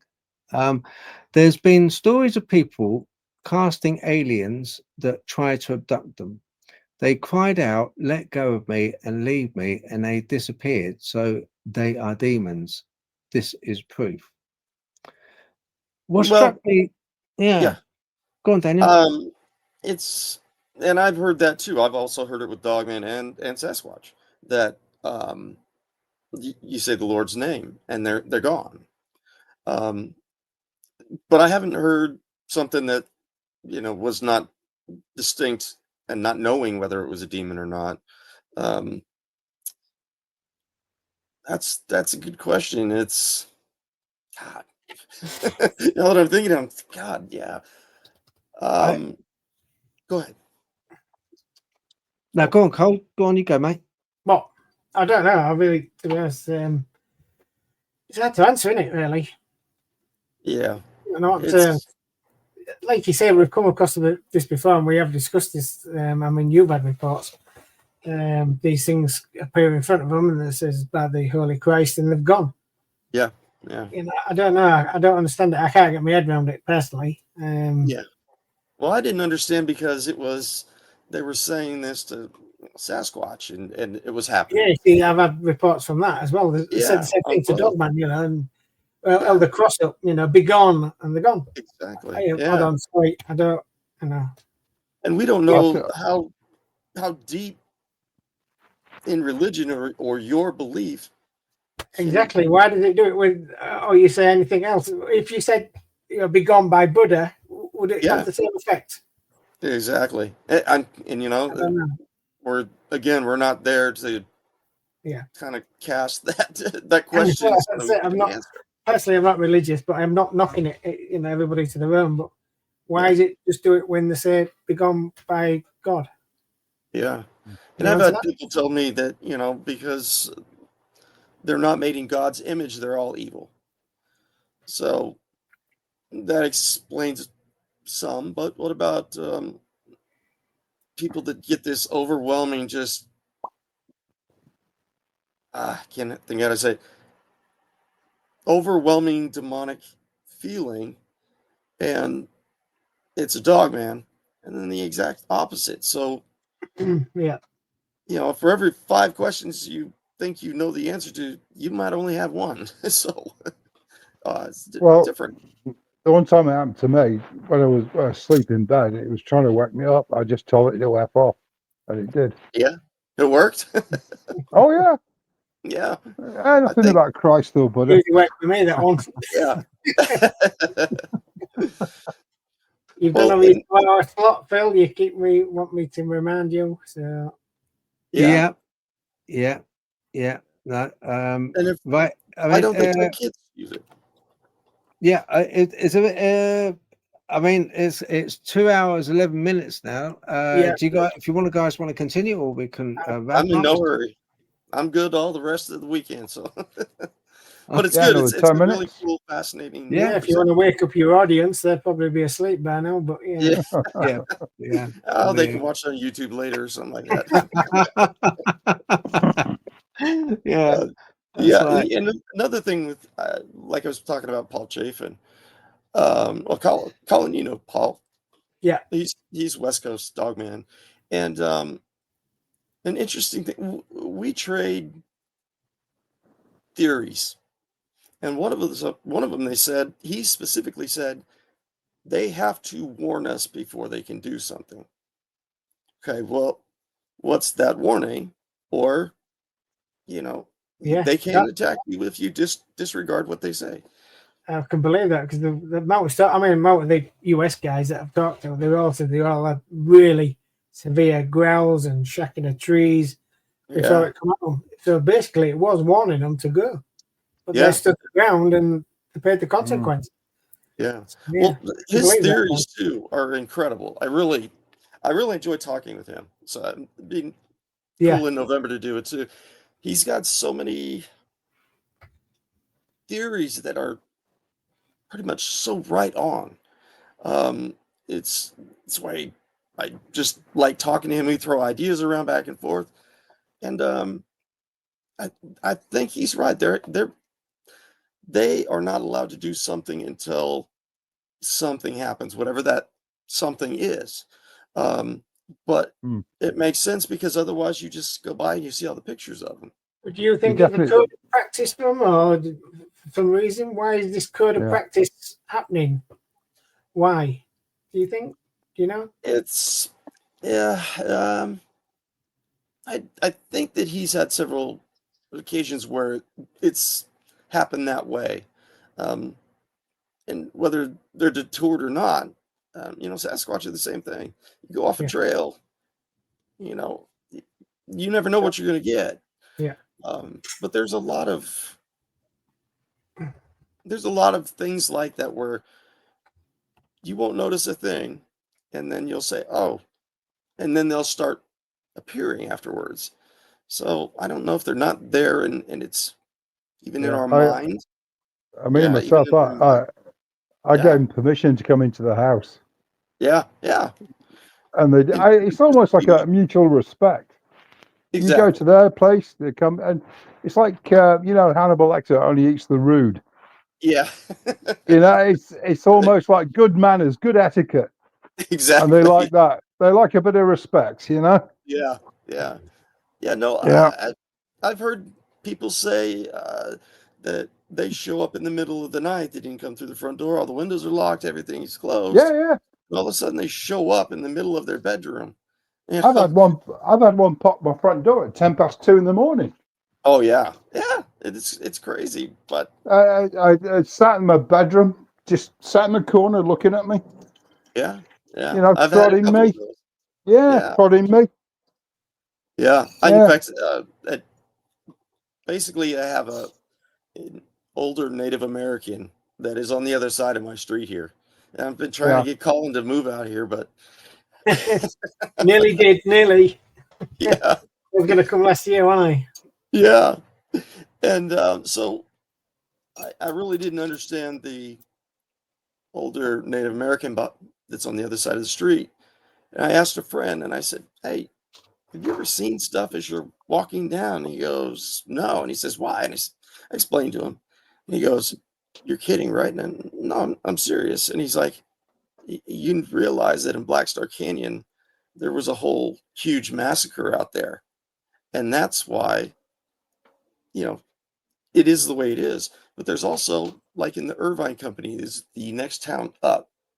And when they were building homes and stuff there, they came across the Indian burial and they stopped everything. Now it costs late 70s.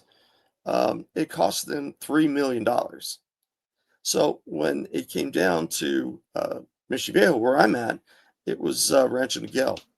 And they saw what happened at Irvine. And when they came across the bones, they said, plow them. And just, and now I've got a guy across the street from me. And so, it's weird because we did a triangulation of where that would have most likely happened. And it's right here. Wow. Yeah. So it's interesting. I mean, I don't know if that's the real story, but that's what happens. It's So, interesting. yeah. So if you came out here, you know a little more. Well, I think me and Phil are trying to plan. Is it next year? Maybe we'll do the Bigfoot experience, maybe? Yeah, Yeah, yeah, sounds good. no, Yeah, all of you. yeah, for sure. No, Yeah. definitely. I think Ian hit it on the head in a way. Also, there is boundaries with animals. I remember another thing. Last weekend. Went to a safari park, and I saw a red panda, and they're interesting creatures. Very interesting. Evidently, the leaves that they eat turn cyanide in their stomach. Oh, yeah. And there's not one scientist who can understand why they don't die. They consume enough cyanide to kill 2 men in a day. It turns cyanide in their stomach. But regardless, there many animals that I saw. I turned around to the ranger and I said, that rhinoceros looks like it can step out of that pen because it's only like 2 foot tall. And the red panda can, they're quite agile. And the fence is only like 4 foot with a small ditch, in front of it. Why doesn't it leave? Why don't these animals leave? They're very agile animals. He said, because they're fooled, Phil. He said, they can calculate and risk assess. And if the risk for them to leave is too great, they won't even try. So basically, we bluff them. We make it look as if it's too dangerous by putting a ditch in front of the fence. And when they view the fence, we know it's only 3 foot or 4 foot high. But with the ditch, from their point of view, it's way too deep and too high for them to get out, and they won't risk it. They could, but they don't risk it. So they bluff That's the animal. true. And I Yeah. think to a certain degree, it struck a note with me, and I thought, there's certain things with us that we're programmed not to go out at night. And a lot of people say to me, "You're mad, Phil. You're completely bonkers. Why do you love going out into forests and woods at night, where it's dangerous and you can't see anything, and you've got a torch, and my torches are quite pathetic actually. Colin's got the best torches, but why do you do it?" And I said, well, the reason is because we're not meant to be there. We're not engineered to be there. And there's a reason why, it's almost as if the only way to find out stuff is to go to a place that we're not engineered to go to see what is out there, see what is roaming about while we're fast asleep in bed. And I think that is part and parcel also with Dogman and us. I think in a way they're conditioned. I'm a strong believer that a lot of the dog men and cryptids are in places that we probably visit every day as families. And I'm talking about large parks, estates, reserves, places like that, places which are closed up at night and everyone has to leave. And there's a car park, and then there's a big expanse of land and forest and woods and dotted around. And I think it's because it's encapsulated. I think that those are the places, not so much the wilderness. I think those are the places which are governed. They kind of propagate them in there. They're safe in there. That's their boundary, and they don't leave. Even though it's only a 4 foot, 5 foot fence, they can bound over. They don't leave because, in a way, they're bluffed. They're kind of they know it's better to stay there than to be out. I think Conditioned. Yeah. Conditioned again. In their mind that this is the way it's always been. This is what we stick to. But that makes sense. Definitely. I think these places are. You think the same, Ian, don't you, with these big estates and places? Yeah, I mean, first one, outside Reading, there's a donkey sanctuary, and right opposite there's a public park where I was informed there'd been 125 sightings in a 5-year period. But you go to the car park, and all the dens, all the structures, all the teepees are around the car park next to the food bins, or the waste bins. Yeah. Wow. I've got a picture of a white and ginger one looking right back at me. No kidding. Out the tree line. Wow. And there's plenty of fresh meat on the hoof in the donkey sanctuary. Oh yeah. I was looking because I went across the road. I'm looking for the scratches on the neck because you know they like to rate equine species and the like. But there was plenty of meat there, but no, they were all around the main car park. Here, there's a big former country home that's hotel spa. It's very upmarket. Long Hanborough, all around there. That's where I saw you that picture of the big massive down structure, and that's right next to the main road, right opposite a village. But there seems to be a lot of I mean the first time I got growled at, I was doing a night shift. I was having a sneaky smoke out the back of the work next to the railway station. I got growled at twice there. On the street about between 2 and 3 o'clock in the morning. They're judging boundaries. They're checking our boundaries just as we're checking theirs. Yeah, this is when I first started out because the first 6 to 8 months they gave me the right run around. But and then you get the trees where they've been pushed over and they're staggered. Yeah, like 2 or 3 together, where they put cubs in. I mean, that one at Bruin, Phil, I showed that video I did recently. The level of destruction, a whole line. I mean, two separate line of trees, over 100 meters, exactly like that. Mm. I couldn't even get through the middle. Yeah. I mean, I was trying to find like a point of entry, and I couldn't because the way they overlapped and staggered them. Yeah. Yeah, And that's What kind we of one of those choke points, that Sasquatch use for feeding. They'll line the trees up and they'll start chasing whatever's through the middle, and it's automatically goes into that point. And it's a bad way to hunt, yeah, but if you're a Sasquatch, I mean yeah. that would make Well, it the most. I say these wolves, they use them for the young. Did that too, yeah, nests. Yeah, yeah, Yeah. nests, upside down tree dens, Yeah. ambush pits. I've found. Well, that's like Russell Acord on Expedition Bigfoot.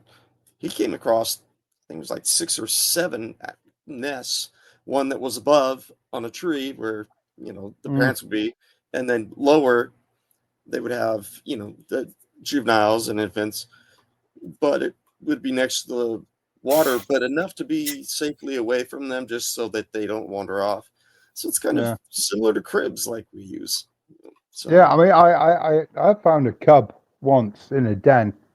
oh I yeah, got within 3 or 5. I took a couple of pictures of it. I mean, I was in 3 or 5 feet of it. I was feeding it bacon, and I had the parents watching me the whole time.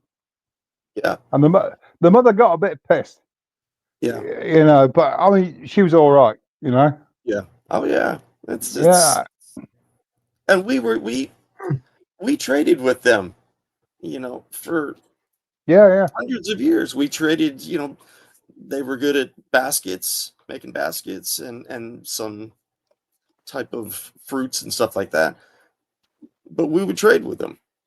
So you can understand where the understanding of, oh, well, these guys aren't gonna mess with me because their story's on their side, that it's gonna end up being um, I'm not even sure how to say that one either. But yeah, it'd be different terms, I guess. I'm trying to think. Yeah, Yeah, terms of endearment, a bit like the Jack Nicholson there you film. go. Yeah, A exactly. reckoning, a meeting in the middle. Meeting in the middle. Yeah. Well, The it would middle go way. from Yeah. one clan to the next, so it would be kind of, I don't know, it's kind of like a community there too. So, but there's a limitation. I don't know about you, Daniel, but I always get a feeling that they really want to reach out. They really, Oh yeah, they want to reestablish what had been before. yeah. I get that a lot too on some of the reports that I take in. They say that they're there if you want to talk to them, but they freak everybody out, and so almost everybody runs. So Yeah, there's gotta be something. I think this is why a lot of people are so pro Bigfoot. Everyone's happy with them being around because they are so much like us. Yeah, yeah. But as soon as you see something upright that's canine, then you're thinking Van Helsing, 6 to 9 American feet tall. American Werewolf in London and the rest and the like, But I still think that's the best transformational scene in cinematic history. That Which one? yeah. the American Werewolf in London. Oh yeah, definitely. I mean, all the rest of the other werewolf films that have been over the years, but that is still the best. Yeah. Well, it's funny.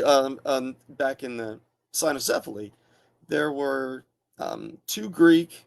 One was a physician, but they were talking about, oh yeah, I can see where these dog-headed beings would fit in, and then they would say in the next sentence, and a, a werewolf turning, whatever the moon phase is, we don't believe. So it's kind of a little bit of a written, yeah, I can understand this, but turning into a wolf, during a certain eclipse or whatnot, they don't. I do believe there are shapeshifters out there. Oh yeah, yeah. I've For gotten a sure. couple of reports on those too. Yeah. But in terms of what we've been talking about or discussing, that there is a flesh and blood, upright walking canine out there that can do a whole bunch of stuff that is still, I think for a lot of us, is still trying to get our heads wrapped around. Yeah. Uh, Yeah. mm, So much, so So- many things that they do that we question. yeah, We want answers, you know. But So Yeah. it's funny, you know, we're still learning about the animal kingdom, very much so, and it's like I've learned, and one of the things I've learned are that a lot of so-called animals out there that we believe are carnivores are not. They're actually omnivores. yeah. Lions, tigers will eat berries. Yeah. Yeah. And in fact, I just read that earlier. That's funny you say Yeah, that. Yeah. giraffes will eat meat if need be. It's been witnessed that giraffes will eat like the carcass of a fox. Deers too.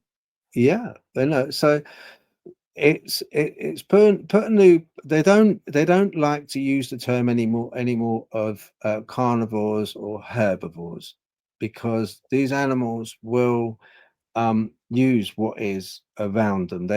If they haven't got any meat and they're hungry, they really you know. So I think it's one of these things which opens a gateway up to Dogman, because and I think Cole's right. I don't particularly like the name Dogman really used for it, but it's not quite correct. It was from a video or a DJ that was in a radio station.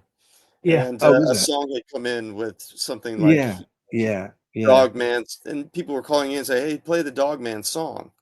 And I think Yeah. that's how it picked up the name, which Did is kind of dumb, but Did you see when that come out, Dan? And when the switchboard just jammed up, didn't it? People was ringing Oh, in yeah. and saying, "I had an Yeah. encounter." And it wasn't even a good song. Yeah, it was jammed for days apparently. Yeah. And that's what I mean is, where does Dogman start and cynocephaly end from the beginning, or either or? So it's we mess more things up than I think we find out. So now you got people that are watching Dogman that's a cartoon with a dog wearing diapers. What? Where did you get that? Yeah. Nope, there is. Yeah. Oh, I got. I think we lost it. Ian. There we go. Yeah. I think it's back now. It should be. Probably battery dead, is it? Is he? Is he back in? No, hang on. Let's get him at stage. There we go. Sorry, Ian. I don't know whether you just. I pressed the wrong button. Oh right. Okay. Yep. I thought you fell asleep, mate. No. I mean, my charge is down to 17%, but I was just texting someone back and I pressed the wrong button. Right. Yeah. No, it's just, you know, it's damned interesting, isn't it? It's like I was say, Dogman. I like the term great wolf. Yeah. Or werewolf, simply because were means man in Old English, in Old Anglo-Saxon. Not the long chainy. Yeah, true. Well, no, let's see. Gosh, I forgot what does it say now. That basically, that when they were speaking in Greek with the two, I'm not sure if they're philosophers or physicians. That I think there's philosophers, weren't they? Yes, correct. I think it was. Yeah. So it's weird. I keep trying to think of something and forget. So that's fine. Quick question: would a Dogman leave a scent trail that a dog could track? My very limited experience leads me to believe that they do not leave a scent trail. Oh, they do. I'm a bit. Yeah, we're not there yet. You know. Oh, I'm sorry, guys, but I'm going to put this as a black and white yes and no for me. Especially females. Yes. They do leave a scent. You are right. Yeah, that's right. I totally forgot about that. And if they like you, it's a very, very pleasant, flowery scented smell. Really? Yeah. Because I was thinking the opposite, that it was. Oh yeah, that as well. The smelly pooey. Yes. Yeah. Oh yeah, Urine, dead animal smell. yeah. They use that Absolutely. as a cover, but we'll never know until. I mean, it probably No. won't be in any of our time whether it has a scent gland or not. You know, that's why I Oh, asked yeah. Lauren. She's the Yeah. There's veterinarian, so hey, uh, does this happen? Okay, yeah, so it does. So, yeah. There's no yes or and an no. on that one for me. And if you want to get up there and look, I mean, good luck with that. Just follow my just follow my nose. Exactly. Well, and I've also heard that it's not a scent gland; it's the remnants of the food, the blood, even the iron smell. Like That Bigfoot. the blood has. Yeah, yeah. And so it's. Well, there's times when I've seen them or been close, and there's no smell at all. See, the only ones I've seen is one on a picture, and the other one was in a video. So, but yeah, no, I mean, I'm there. There are probably so many questions out there that brought together, you could write a whole book on. Yeah. Would it do this? Would it do that? Until you can go up and ask, and you never know. So, yeah. But, Dan, I yeah. wonder if I could ask, where do you stand when you must have had people come forward to you that have said that they've had mind speak from Dogman? Where do you stand on that? What do you think they're actually hearing?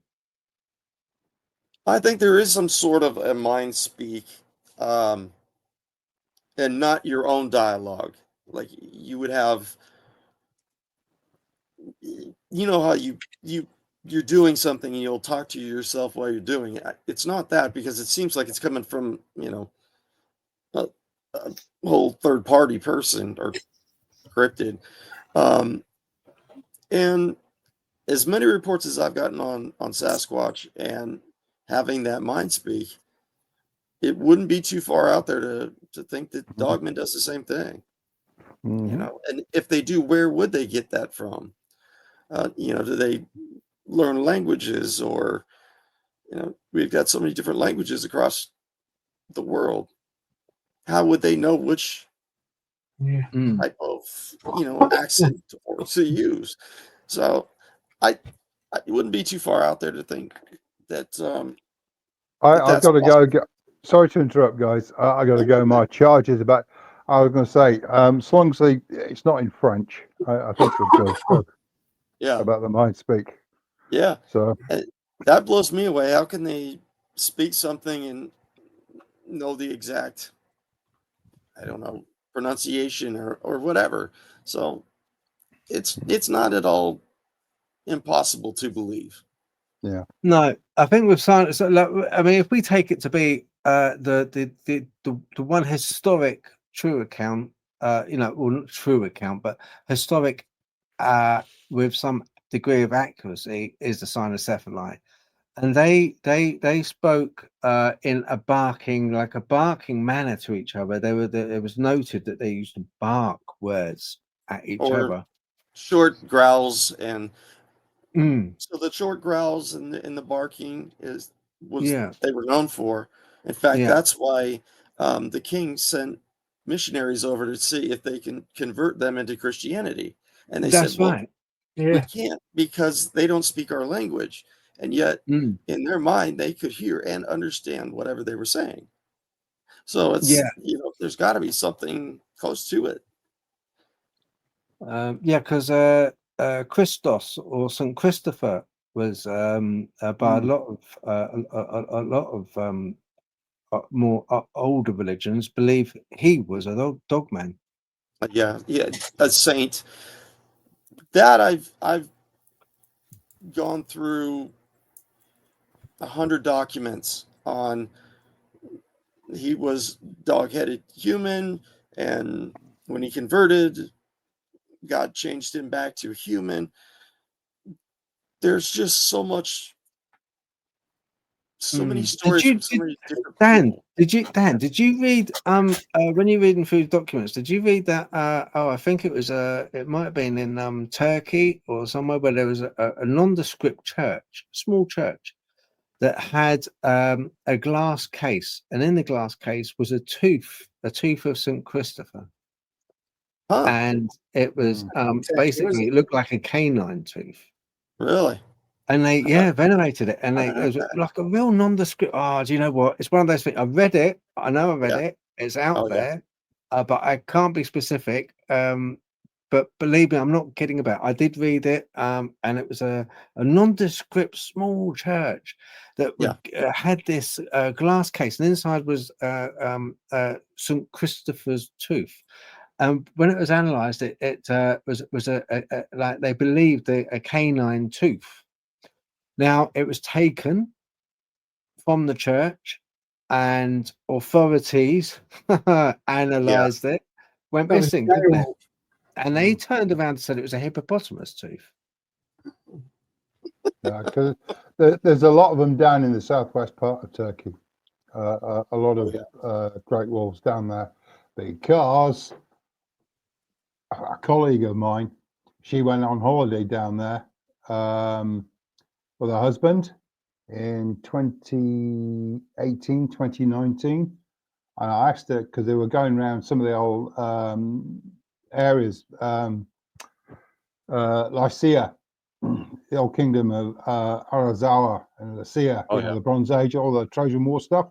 Yeah. And they went off road, found some caves, took some pictures, and two of them popped up. Well, their dogmen are known to have double canine teeth, top and Yeah, bottom. absolute mouthful of teeth. Yeah. Yeah. Yeah, And so that's I got happy weird. smile pictures. Yeah, Yeah. whiter than white. And I tell you what, I mean, like between 4 and 4:30 in the morning in the summertime, that's the best time. If they roll their gums back or open their jaws, that's the yeah. best time to get. Yeah, because you can see the brightness of the teeth. And the Um, really weird thing about these creatures is their teeth never dull or darken with age. I did notice that too. I did. You know, It's just kind of one so of those things where people I don't know if they have a really good dental care plan or it's just good hygiene. it's All right. probably not a dental plan. Yeah. Join a Okay. union and getting medical insurance. I'm just going to But have a look through the comments, see if there's any questions out there. and Larry is the one he's taking care of the education programs that we have begun teaching, and he runs one of the programs is a independent researcher,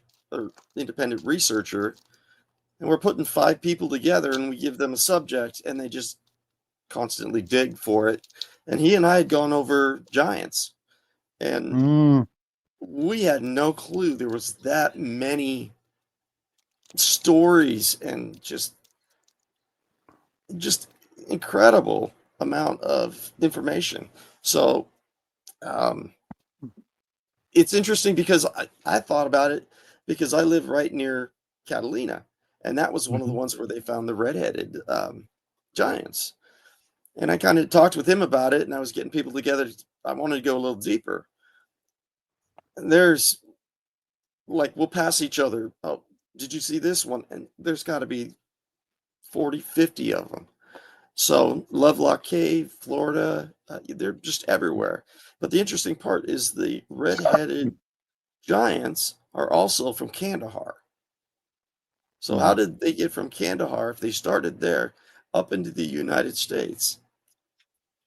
You would have to say that ice land bridge. Well, there's That's a in lot the in the red. Middle East, aren't they, found as well? Yeah. Giant. So, Yeah. it's all over the Yeah. world. There's a lot in Ireland. There's a lot of cases in Ireland. Yeah. Yeah. Cheers. I wish Trump could open the Smithsonian Institute, their vault and warehouse. I was going to say, I don't think I don't think he would get anything. I mean, it's like the Vatican. Yeah. Yeah. They've said that they have a Dogman and Sasquatch down there. Yeah, they reckon. Okay, I mean that area that they have dug out for, I think it's like 1 by 6 miles, so it's huge. It's a huge corridor of just all this information. But if you you see something and you change that thinking type of thinking, if it has anything to do against religion, it's in that lower corridor. Yeah. So it could be, Anything against power structures. yeah. Really. Well, the Smithsonian's the same way. They're called Yeah. Parts, and it's basically a place where they keep everything that's like from the metal age that is made way before metal. And you do, Yeah. the carbon dating, and it's not even remotely close to the same century as one of them. So and I've heard a lot of bad things about Smithsonian too. Yeah. They used to have a ton of mammoth bones and whatnot, and one night they just took them and they dumped them all in the river. So people are finding them now. So Yeah. there's a lot of sketchy things going on with Smithsonian, the Vatican. Nothing against religion, of course, but it's Uparts. Yeah, take a look. They've got some really weird hammers that are before Christ. Years old. Yeah, Well, and I it's think just I do think that it's uh, tragic and also orchestrated from the point of view of our history is very, very limited. Who knows? It's almost we don't have. Now I understand that the written word was only really kept by more influential, richer, more powerful people. The normal commoners, as it were, didn't read and write as such, but they still had communication from the point of view of stories and accounts, which we would call probably folklore. But our history is very limited, and we don't, for all our great minds, we don't have a capability of remembering very well, and our memories filling gaps. And I Yeah. think the powers to be utilize this, and they mask our past to a certain degree. They don't want us to reference the past, and they kind of like bury it in a way, Yeah. pardon the pun. And it seems to be orchestrated. It seems to be, I mean, you think of it on a personal level, what really do you know anything about your great grandfather? Do you know very much about him at not all? at all. Well, I had one grandfather, but it was like a year when I was the year I was born, and I think he Mm. passed after that. So yeah, So no, not much. so really, when you look back on a personal level, we're very limited as to what we understand 2 generations back. Yeah. Um, Yeah. let alone hundreds of years, and we're relying on a lot of accounts which we're trying to piecemeal together. In a way, I try to ignore the past to use as a reference if I possibly can. Saying that cynocephaly, yeah, I've quoted that because it's a really valid account, I believe, because of the very because of the way it's been documented years ago. Yeah. But on the whole of it, by referencing the past, you kind of like it's almost Chinese whispers. What we're doing is we're kind of referencing material that has also been influenced by that past. Yeah. Yeah. Yeah. So the person writing that material, which we're reading now, which it might be 400 years old, has been referenced from an earlier epoch where from an earlier age, which and it all gets elaborated and blah, blah, blah, mixed up and kind of Chinese whispered. Guys, sorry to interrupt you, Phil. I'm definitely have to go now because my battery is literally down to 5%. So Okay. All right. thank you very much, everybody. It's been an Thank you, absolute Ian. pleasure. Appreciate it. Thank you for coming on, Pleasure mate. to meet you, Daniel, and you, Thank you. Cole. Nice Have a to good meet one. you. See you later, Take care, Ian. guys. All the best. All right. Thank you. Bye. Bye. Bye, mate. Bye. Dan, one thing I was Yeah. going to ask, right? As a team, when you go out, me and Cole were wondering this. We were thinking to ourselves, well, I think Cole's stuck actually. Hold on. Yeah, right, here we go. What do you think if I was to say that when we go out into the woods or forest one day, we get to a spot where we've got sufficient internet to then communicate with a group, your group, all the way over in the States.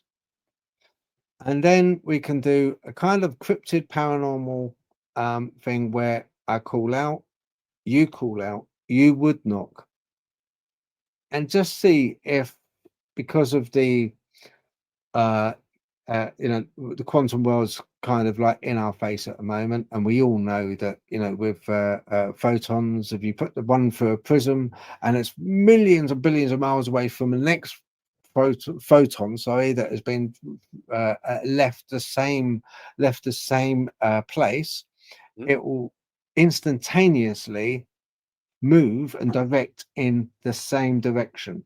There's a communication there. There's an instant communication, and I think the beings that we are trying to communicate with understand this, and they have this instant communication.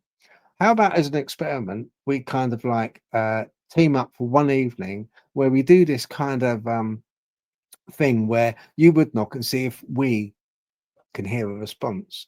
You Yeah. call out, and vice versa. Do you think that might be quite a cool thing to do? Sure. I love that. That'd be cool. Definitely. And another thing I was just thinking as you were saying that that Bigfoot don't actually pick up wood and hit trees with it. They do it by their mouth, and it sounds the same. So that when somebody else goes out there into the woods and smacks a tree with a piece of wood, it's either them relaying a warning that you shouldn't be here. We have, clan in this area. And then, gosh, then they're able to do a lot of sounds, even mimicking voices. Even somebody that there was a woman that I'd heard of, and she thought that her husband was out of town, but she could hear something from the wood line saying, "Hey, I'm down here. Come here, honey. I'm hurt." And mimicking his voice, and she knew it wasn't him because she had talked to him recently. So there's a lot of things they can do, but I think a lot of that. I think they know that we're out there messing around. I think that's why people don't get as many answers as they think they are. And so yeah, I would love But to what, try that experiment. Dan, Yeah. what does that say to you, Dan? Though, that you just said about that Bigfoot account, right? And Uh-huh. and it was mimicking the voice, yeah, and Mm-hmm. it sounded just like the voice. How many times in the paranormal world have you heard the same kind of story where people have gone into a room and they've heard a disembodied voice, and that Yeah. disembodied voice has been like this entity which has sounded, I mean, we've all had it in the past where, like, we might have been in a house and you say to your partner, "What did you want?" Yeah. "What do you mean? What are you talking about, Phil?" "Well, you called me, didn't you?" "No, no, I didn't." And we've Yeah. all had that. But in paranormal world, when you go, there's lots of occasions where you get this. It's playing this kidding around, this like calling out, mimicking people that you know. See the crossover that happens between cryptids and paranormal. It's I think very, so. yeah, Yeah, I yeah. think It's so. fascinating. I've gotten so many different stories like that from the others in the community. Um, that there is always a little bit off. And I think that's kind of something that they have to stick with. Otherwise, I don't know, I guess people might get hurt or something like that. But yeah, I've heard that actually probably 5 or 6 times now, where it's you called me into the room, and then they come from another room and say, Yeah. "Weren't you just in there?" No, I was in there. So yeah, that's Odd. interesting. Yeah, but I mean, it could happen, definitely. But I think there's got to be a little bit of a difference somewhere. Like again, with Paul, when he was saying that they have to warn you first. So it would be something like, well, it's just a little bit off from what our other voice would say to somebody, but it's noticeable enough to, if you pay attention, you'll hear these wood knocks, and it'll sound like a cork bat on on a tree. But these are all their mimicking voices, which is really that's interesting. That's another question in theory that I would love to find out sometime. So, but yeah, I think it's possible. Yeah. Colin was we were talking, some time back about like wood knocks, and we both agree you can't mimic that sound. No, I mean, It's hard to mimic it.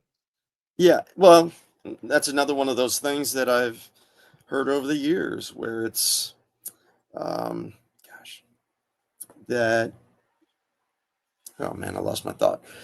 Oh, just interesting things that I've heard throughout the years. Like, there's a reason that the Sasquatch can hit those higher frequencies, and that their howls are longer. Well, we can't do that, but if you've got twice the lung size, and and you can also, they've also said that they breathe in and speak and breathe out and speak, where we have to breathe in, and then the only way we can speak is after we've talked through it. So but that's another one of those things where it's just, where do you get that? But it makes sense. Does So that make I've sense? heard, I believe I've heard Dogman. I've heard it speak, and it sounds very deep, very low, and very robotic. Very I think robotic that's what Paul had told me one time too. That's interesting. That's how it sounded to me, and I've heard it about for half a dozen times now. Really? Yeah. Oh, gosh. We've got a question right from Ready Steady Retro. A couple of borderline believer, a couple Believable. Close friends of mine had an extreme, realistic, and knowledgeable dream of Sasquatch after me telling them stuff.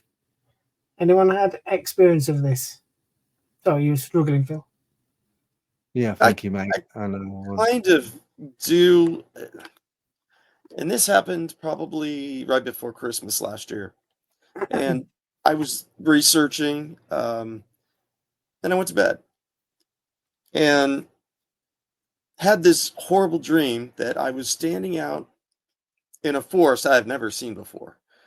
And as I pulled the bushes apart, that Dogman snapped right at my face. I mean, within like half inch. And I jumped awake, and oh my gosh, that's crazy. It was like almost gonna get me, and it was drooling on my arms. And I went like this to my arms, and there was some sort of like drool on them. Well, I've got 2 dogs, but when I woke up that quick, I could hear bipedal footsteps running and opening the front door and then closing it. I doubt it was a dog, man, but it was enough to see what a lot of the people that with PTSD are getting. I mean, even if you had a normal dog, like one of my Chihuahuas, and it's barking at your face to the point where you think you're going to get bit, that could be a traumatic experience, and you could end up having horrible nightmares about Chihuahuas. Yeah. Yeah. So, Mm. yeah, that was a weird saying. I kind of mentioned that on one of my groups, and they said, "Oh my gosh, you're going to see one." And I'm like, "All right, let's go." Yeah, here it is, July.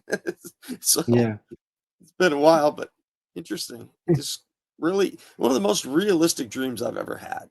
That to that point. yeah. Yeah. Have you? Oh, you got chihuahuas as well, have you? Oh yeah. Yeah. We got a little guy. He's not doing all great, but Lori and I, what we instead of trading each other Christmas gifts, we just say we'll save it and we'll go out and find a dog that is about to be put down. Yeah. Because once they get just no room for them, they start putting the older ones down, or oh, this one is not going to be adopted. It's been here for this many years. So um, we've probably rescued 10, 15 dogs, and Well they've done, all Dan. just Well done. yeah, Oh, cool. it's just incredible dogs. And I got a little Maltese that has to go to work with Lori because of the fact that she will. You walk out the door 2 seconds later, she's howling under the door. You know, where are you? Where are you? Where are you? And Yeah, then she gets the little Chihuahua that's yeah. he's 7 pounds. Then you got then now you have the fire department, the police drive by, and then they're both howling at the same. It's crazy, but they're a blast. But a lot of That the I have to love them. do with I, similar things that people have said about Dogman. You know, just these weird little. I can't even think of what one of them would be right now, but very similar traits that wolves have, that the dog mm, man do. And mm, that's I've loved wolves for years. And so Ditto. it makes sense, right? It's pretty close. And and another thing that was I was gonna say was you know, I agree with oh gosh, now I forgot his name. Um Dogman Encounters, Vic. Yeah, Um and bit gun diff. yeah, Vic Cundiff. And I agree.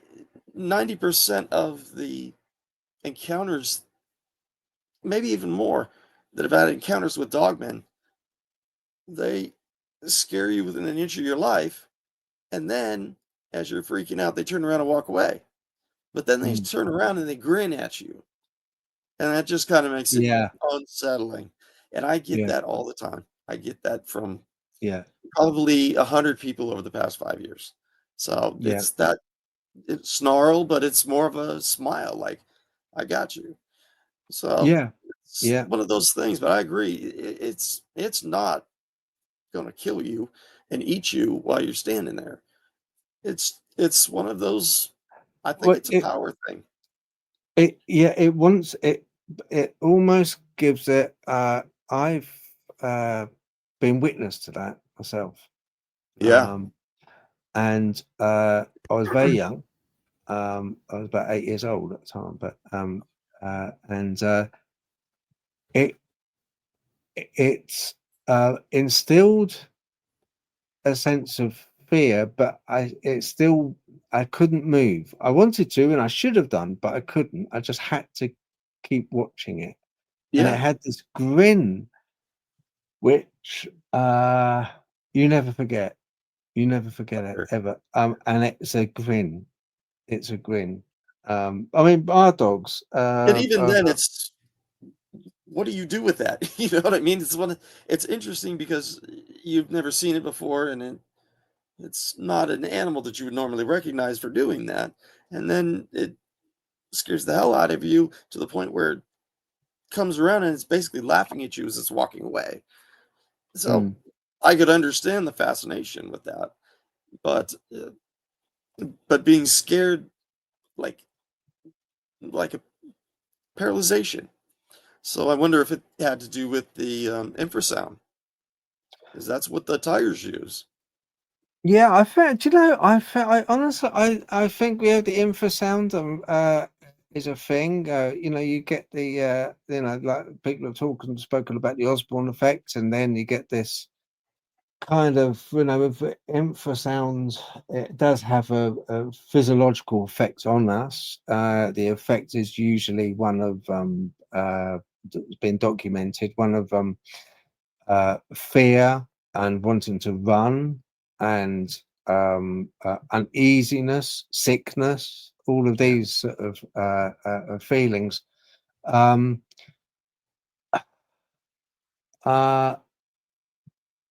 The thing that gets me though is its motive. It's not so much what it does, as its motive. What is the motive behind? It's not for communication. When I've heard the voice, I'll be honest with you, it's always warned me. It's either said, They have to beware, warn you ahead. yeah, Phil, beware, or leave, or go now. And it's only Yeah. happened about half a dozen times in my life. And I'm, even though I look like I'm in my 30s, believe me, Dan, I am 59 Yeah. this year. But it's 51. all right. Yeah, December the 7th, but I only accept presents if they're wrapped. But it's Yeah. it's just it's a strange thing to do. It's like it's part and parcel, like the alien abductions. Every alien abduction doesn't end well, does it? No. And I've talked to Travis a couple of times, Travis Walton. Yeah. Are you spoken to And him? yeah. In fact, I was coming back to California from Crypticon, where he had just spoke, and he was with his son, and he basically said the same thing. It never turns out like you want it to, it's violating, and it's the same with Dogman. Basically, it scares the hell out of you, turns around and walks away and smiles. It's antagonistic. So and it could be that there's a dog's idea and a human's idea together, but to the point where you don't expect either to come from a dog that has a human body, but it'll No. scare you because you've never seen that before. And there's two of them, and they're in between where you are and where a dog is. So, yeah, I mean, I can totally see that. So you've seen on many occasions, you said? No, Dog- I've seen the Type 2 once. I saw I saw a Dogman figure, and I was only very young, and I was in a bedroom window, and I was looking down, and I saw it in a garden, and it was looking up at me, and it had like yellow eyes, and it looked like as if it was talking to me. I couldn't hear it because there was glass in the way, but it had a smile about it. Before it left, it had a smile about it. It drew a smile. It drew a smile. Yeah. But it looked like it was talking as it was looking directly up at the window. Yeah. And the most absurd, unbelievable part was like I've only ever heard it twice before with other people. It was wearing clothes. Yeah. That's so funny you say that, because I was just talking to Vic about that. I sent him a message and I said, your last person with the encounter said it was wearing jeans and a shirt. Yeah. And I messaged him. I said, hey, on how many occasions have you heard of them wearing clothes? And he said that he had heard it a couple of times. And so we were going to do that with one of our independent research groups. Say, hey, you've seen a dog man, and then you've seen a werewolf as the difference of the two. And we still haven't gotten around to it. And I said, oh, well, I'll tell you in a bit, Vic, when I know more. And I've got two teams now, and neither one of us have even had a chance to look into it. So, but I've had a few awesome. reports done. Yeah, Yeah. Well, Even one had an earring in. yeah. No kidding. I haven't No. heard that one. Wow. Yeah, Makes you think on, doesn't it? That's what I mean. yeah, so many different aspects of something that's been around for 10,000 years, and that's just documented. Yeah. Um, yeah, no, it's interesting. There's so many weird quirks that, Absurd. yeah, Absurd. It's that's all right. Yeah, absurd. It doesn't make sense. It's it does. crazy. It's crazy. It's like as if it is done in that way, though, Dan. Yeah. That's, it's between a human emotions smiling at you as it walks away, and then you have a dog that's got a head, but it's also got an intelligence about it too. Mm, Like some dogs do, especially larger dogs. They have this mm. sense so that when you're here, Dogman's here, and dog's down here, you freak Yeah, out because it's got a mind of its own now. So it can attack you, it can kill you, or it could smile at you and walk away. It's too many things yeah. up in the air, which It makes it is. kind of weird. Yeah. So How did yeah. how did Travis Walton? How did you find him? Did you find him? With his account, has it affected him greatly? Oh yeah. Still? Oh yeah. And I asked him too. I said, if you've had this feeling, then why do you go to conferences and speak about it? And he said, well, that's because that's an awareness type thing. And basically, it's not going to matter because he is so well known across the world, and he's got his own movies that he's had.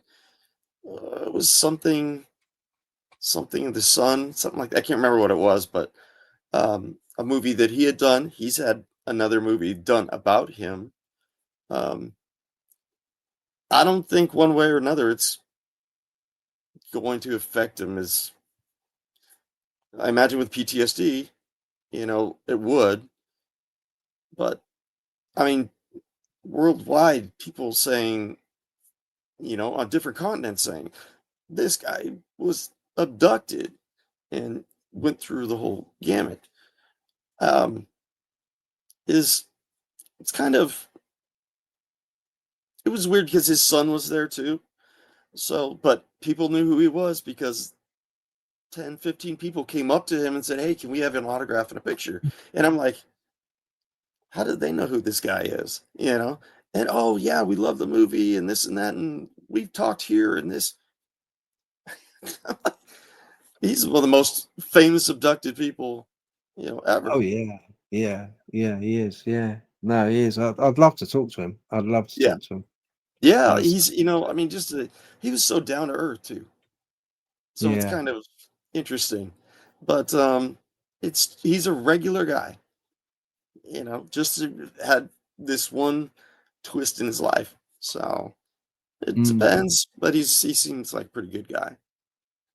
We've got to wrap up soon, but just one Yeah. quick one. Do you believe that as with Travis Walton, that if you have one experience, be it UFO, abduction, Dogman, paranormal, that if you have one experience, that it then further opens up a wider gate for other experiences to happen. Do you think that happens? Yeah. Yeah, I do.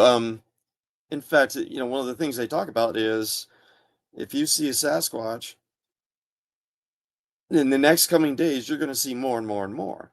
So it's basically you alien abduction or Sasquatch Dogman. The more frequented you are having more experiences with different entities, so more of you'll start to see ghosts. Mm. Kind of run into Dogman. You'll see a UFO, and that all happens like the universe trusts them now. you've seen a dog, man. He didn't say anything. He didn't freak out. Here, let's do a UFO next time, or let's spirit beings and whatnot. Yeah. So I think that it's all tied in, like you had asked before too. Yeah. Yeah, no, I agree. I do agree. I think it is all tied in. It's just getting the key to what that tie is, and it's what is the Yeah. and And where we the may never know. We get to with heaven the and say, key. "Hey, what the heck is this thing?" No, Dan, I honestly do strongly believe the further I go into this, the further I think we're the key. We are the key. We're it. It's Yeah. something which, I mean, there's no, there's a reason why they instill such fear. There's a reason why these aliens abduct us and uh, uh, torturous, for want of a better expression. And I've spoken to Colin about this, and I said to Colin, it's like, it's strange that we keep saying, come on down. Well, and every time they do, and every time they do take somebody, it's trauma. Yeah. Oh It's yeah. trauma. It's not good. It never really ends well that I know of. And all these entities, they have that trait. They have that trait of wanting to instill fear. Why? Well, maybe they want our souls. Maybe. I've heard that before. But it's an odd thing though, Dan. It's a very odd thing. And you are right. It is all connected. But what the end goal is, I don't know. I'd love to find out. But hopefully Me we'll too. get there. Yeah. Oh, hi, Rox. Hi. It is. Hi. Must be. It is getting quite late, guys. I'm Yes. getting messages no. saying, Well, not for "Oh me, of my course. god, it's this time," and I thought I'm a bit late. I have been here doing a bit of splitting the questions up and stuff, but it was my granddaughter's leavers play. And they were left, and they're all in floods of tears at the end because they just realised that they were not seeing each other because they're all going off to different schools in September. Oh yeah. But the play was fantastic. Anyway, I've been putting up some questions, and people are saying that it is getting quite late, and just wanted to say it's such a fantastic chat that Definitely. we should do another one. Definitely, yeah. Because I mean, you guys are like right on point too with some of the things that I've heard of reported and whatnot. So it's fascinating to see that somebody else has seen a certain side of what happens with cryptids. So yeah. And I think also as a leaving note, I think also, do you know, Dan and Cole, I hope you agree with this. Do you know that experiment of 101? I think we should organise that. That's good. Yeah. I may start a joint chat on Messenger so that we can all sort of like with Cole, maybe Ian, yourself, and your colleagues, and we can kind of instigate some kind of like experiments where they're and encapsulate the paranormal and cryptid all together and see if we can't get something positive out of it. Definitely. Yeah. Okay. And I'll have you guys on too, because we're going to start for an experiment type of Sorry? thing. Just for an experiment itself, as a standalone thing, is just such a fascinating idea. Yeah. It's true. And there's so many hidden away secrets that they still have that we'll never figure out. So yeah, I agree. But, All right. Well, if you'd like to mention again, please, Dan, your Facebook pages. That'd be great. I have one with Cryptid Wrangler, and then I wrote these up this morning because I knew I was going to forget them. And then I have a Wrangler Phenomenon, which is UAP, UFO, Aliens, or Reptilians group. And then another one that we have is Wrangler Paranormal, Supernatural, Elemental, and Phenomenon. So You try saying them when you're still there. and I still keep getting them. Oh, you should do conspiracies. Oh, you should be religion. And I'm like, let's stick with 3, So, but I do like that I can do something different in my groups. Like Colin, he knows I've got 30 Wrangler experts. that you can ask questions. I have counselors for Amazing people. guys. Amazing. Yeah, and people, I give them free counseling from people with mental health, professions. So it's just fun to be able to turn things around and do the regular group, but be able to change it Yeah. enough to where it Yeah, sure. regulates with people. So Yeah. So No, for sure. Listen, definitely. thank you very much for coming No on, and problem. we shall do a part 2. I will start a group chat with Carl and yourself, so that, at some point in the future we can, very soon, hopefully this summer, we can kind of like get together and try some things Yeah. out. Yeah, definitely. I've Well, got it's some nice to be things able to in talk to you guys too at this time. Good to see you, Dan. I would have Good been to see trying to you. get into it for a while. Yeah, You too. yeah. I've got some excellent. experiments which you might find interesting, Dan. Sure. New experiments I've been working on, so you might find them quite interesting. So, I'll start a group chat. But other than that, listen, thank you very much for coming on. I do appreciate it. Thanks for having me. Appreciate All right, it. you take All care. right. God Thanks. bless. Bye bye. Cole, brilliant chat. Yep. What an interesting guy. Like Dan. Yeah, he's a fantastic Lovely guy. guy. Amazing guy, to be honest. I honestly think you should have him back on. Oh yeah, for sure. He's just on point. He's absolutely on point himself. He's and he's got that brain where he's like he's got that brilliant way of thinking where he's like you can see his cogs going over, trying to work it out as he's sort of as he's hearing everything. He's trying to work it out as we do. He's had a lot of trauma in his life. Yeah. I hope you Well, don't you try and work it out, Carl. I just sort of like glaze over. But yeah, he's always there. He's always sort of like on top of his anyway, damn. guys, we are still live. We've not finished. Just like to say to everybody, actually, it's been what I've seen of it has been fantastic. That the chat seems to have been absolutely handled wonderfully by Dawn and Kate. and I'd just and like to say remember, Daniel was so fantastic, and my video is live right now. It's actually live. It's live. It's out there. So check it out on YouTube. It is live out there. Me in a screaming woods, alone, with a crap torch, looking for Dogman. Did you come back? What? Did you come back? Yeah. I'm Did here, you? aren't I? Are you? And yeah. Yeah. Yeah. Great. Wow. And Cole, you can find Colin on the Dark 66 YouTube. Check him out. Yeah, check him out. I enjoyed that, Cole. I hope you check out my video. Have a look at it. Yeah, it will be tonight. I'll have to do it tomorrow. Will it be?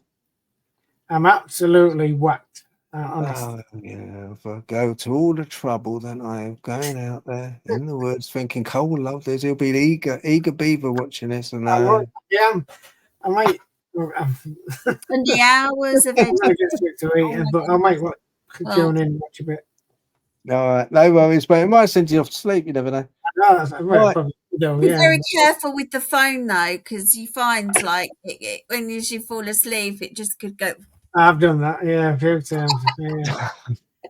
All right, I'm going to take myself off because I've got to go on to the chat in the other video. Guys, thank you very much. Thank you for everyone that's tuned in. I appreciate you. And I hope you've taken something away with you from this. With Colin, Ian, Daniel, it's been marvelous, but I'm out of here. Thank you very much, guys. See ya. Bye-bye. Bye-bye. Oh, wrong one. Hang on. A minute. Where am I? Oh, I'm up here. There you go. Right, Colin, you're still here. So I'm going to say good night. Thank you for everything. And it's just been a great evening. And it's been good. Yeah, it's been good. See ya. Yeah, part 2. We need to do a part 2.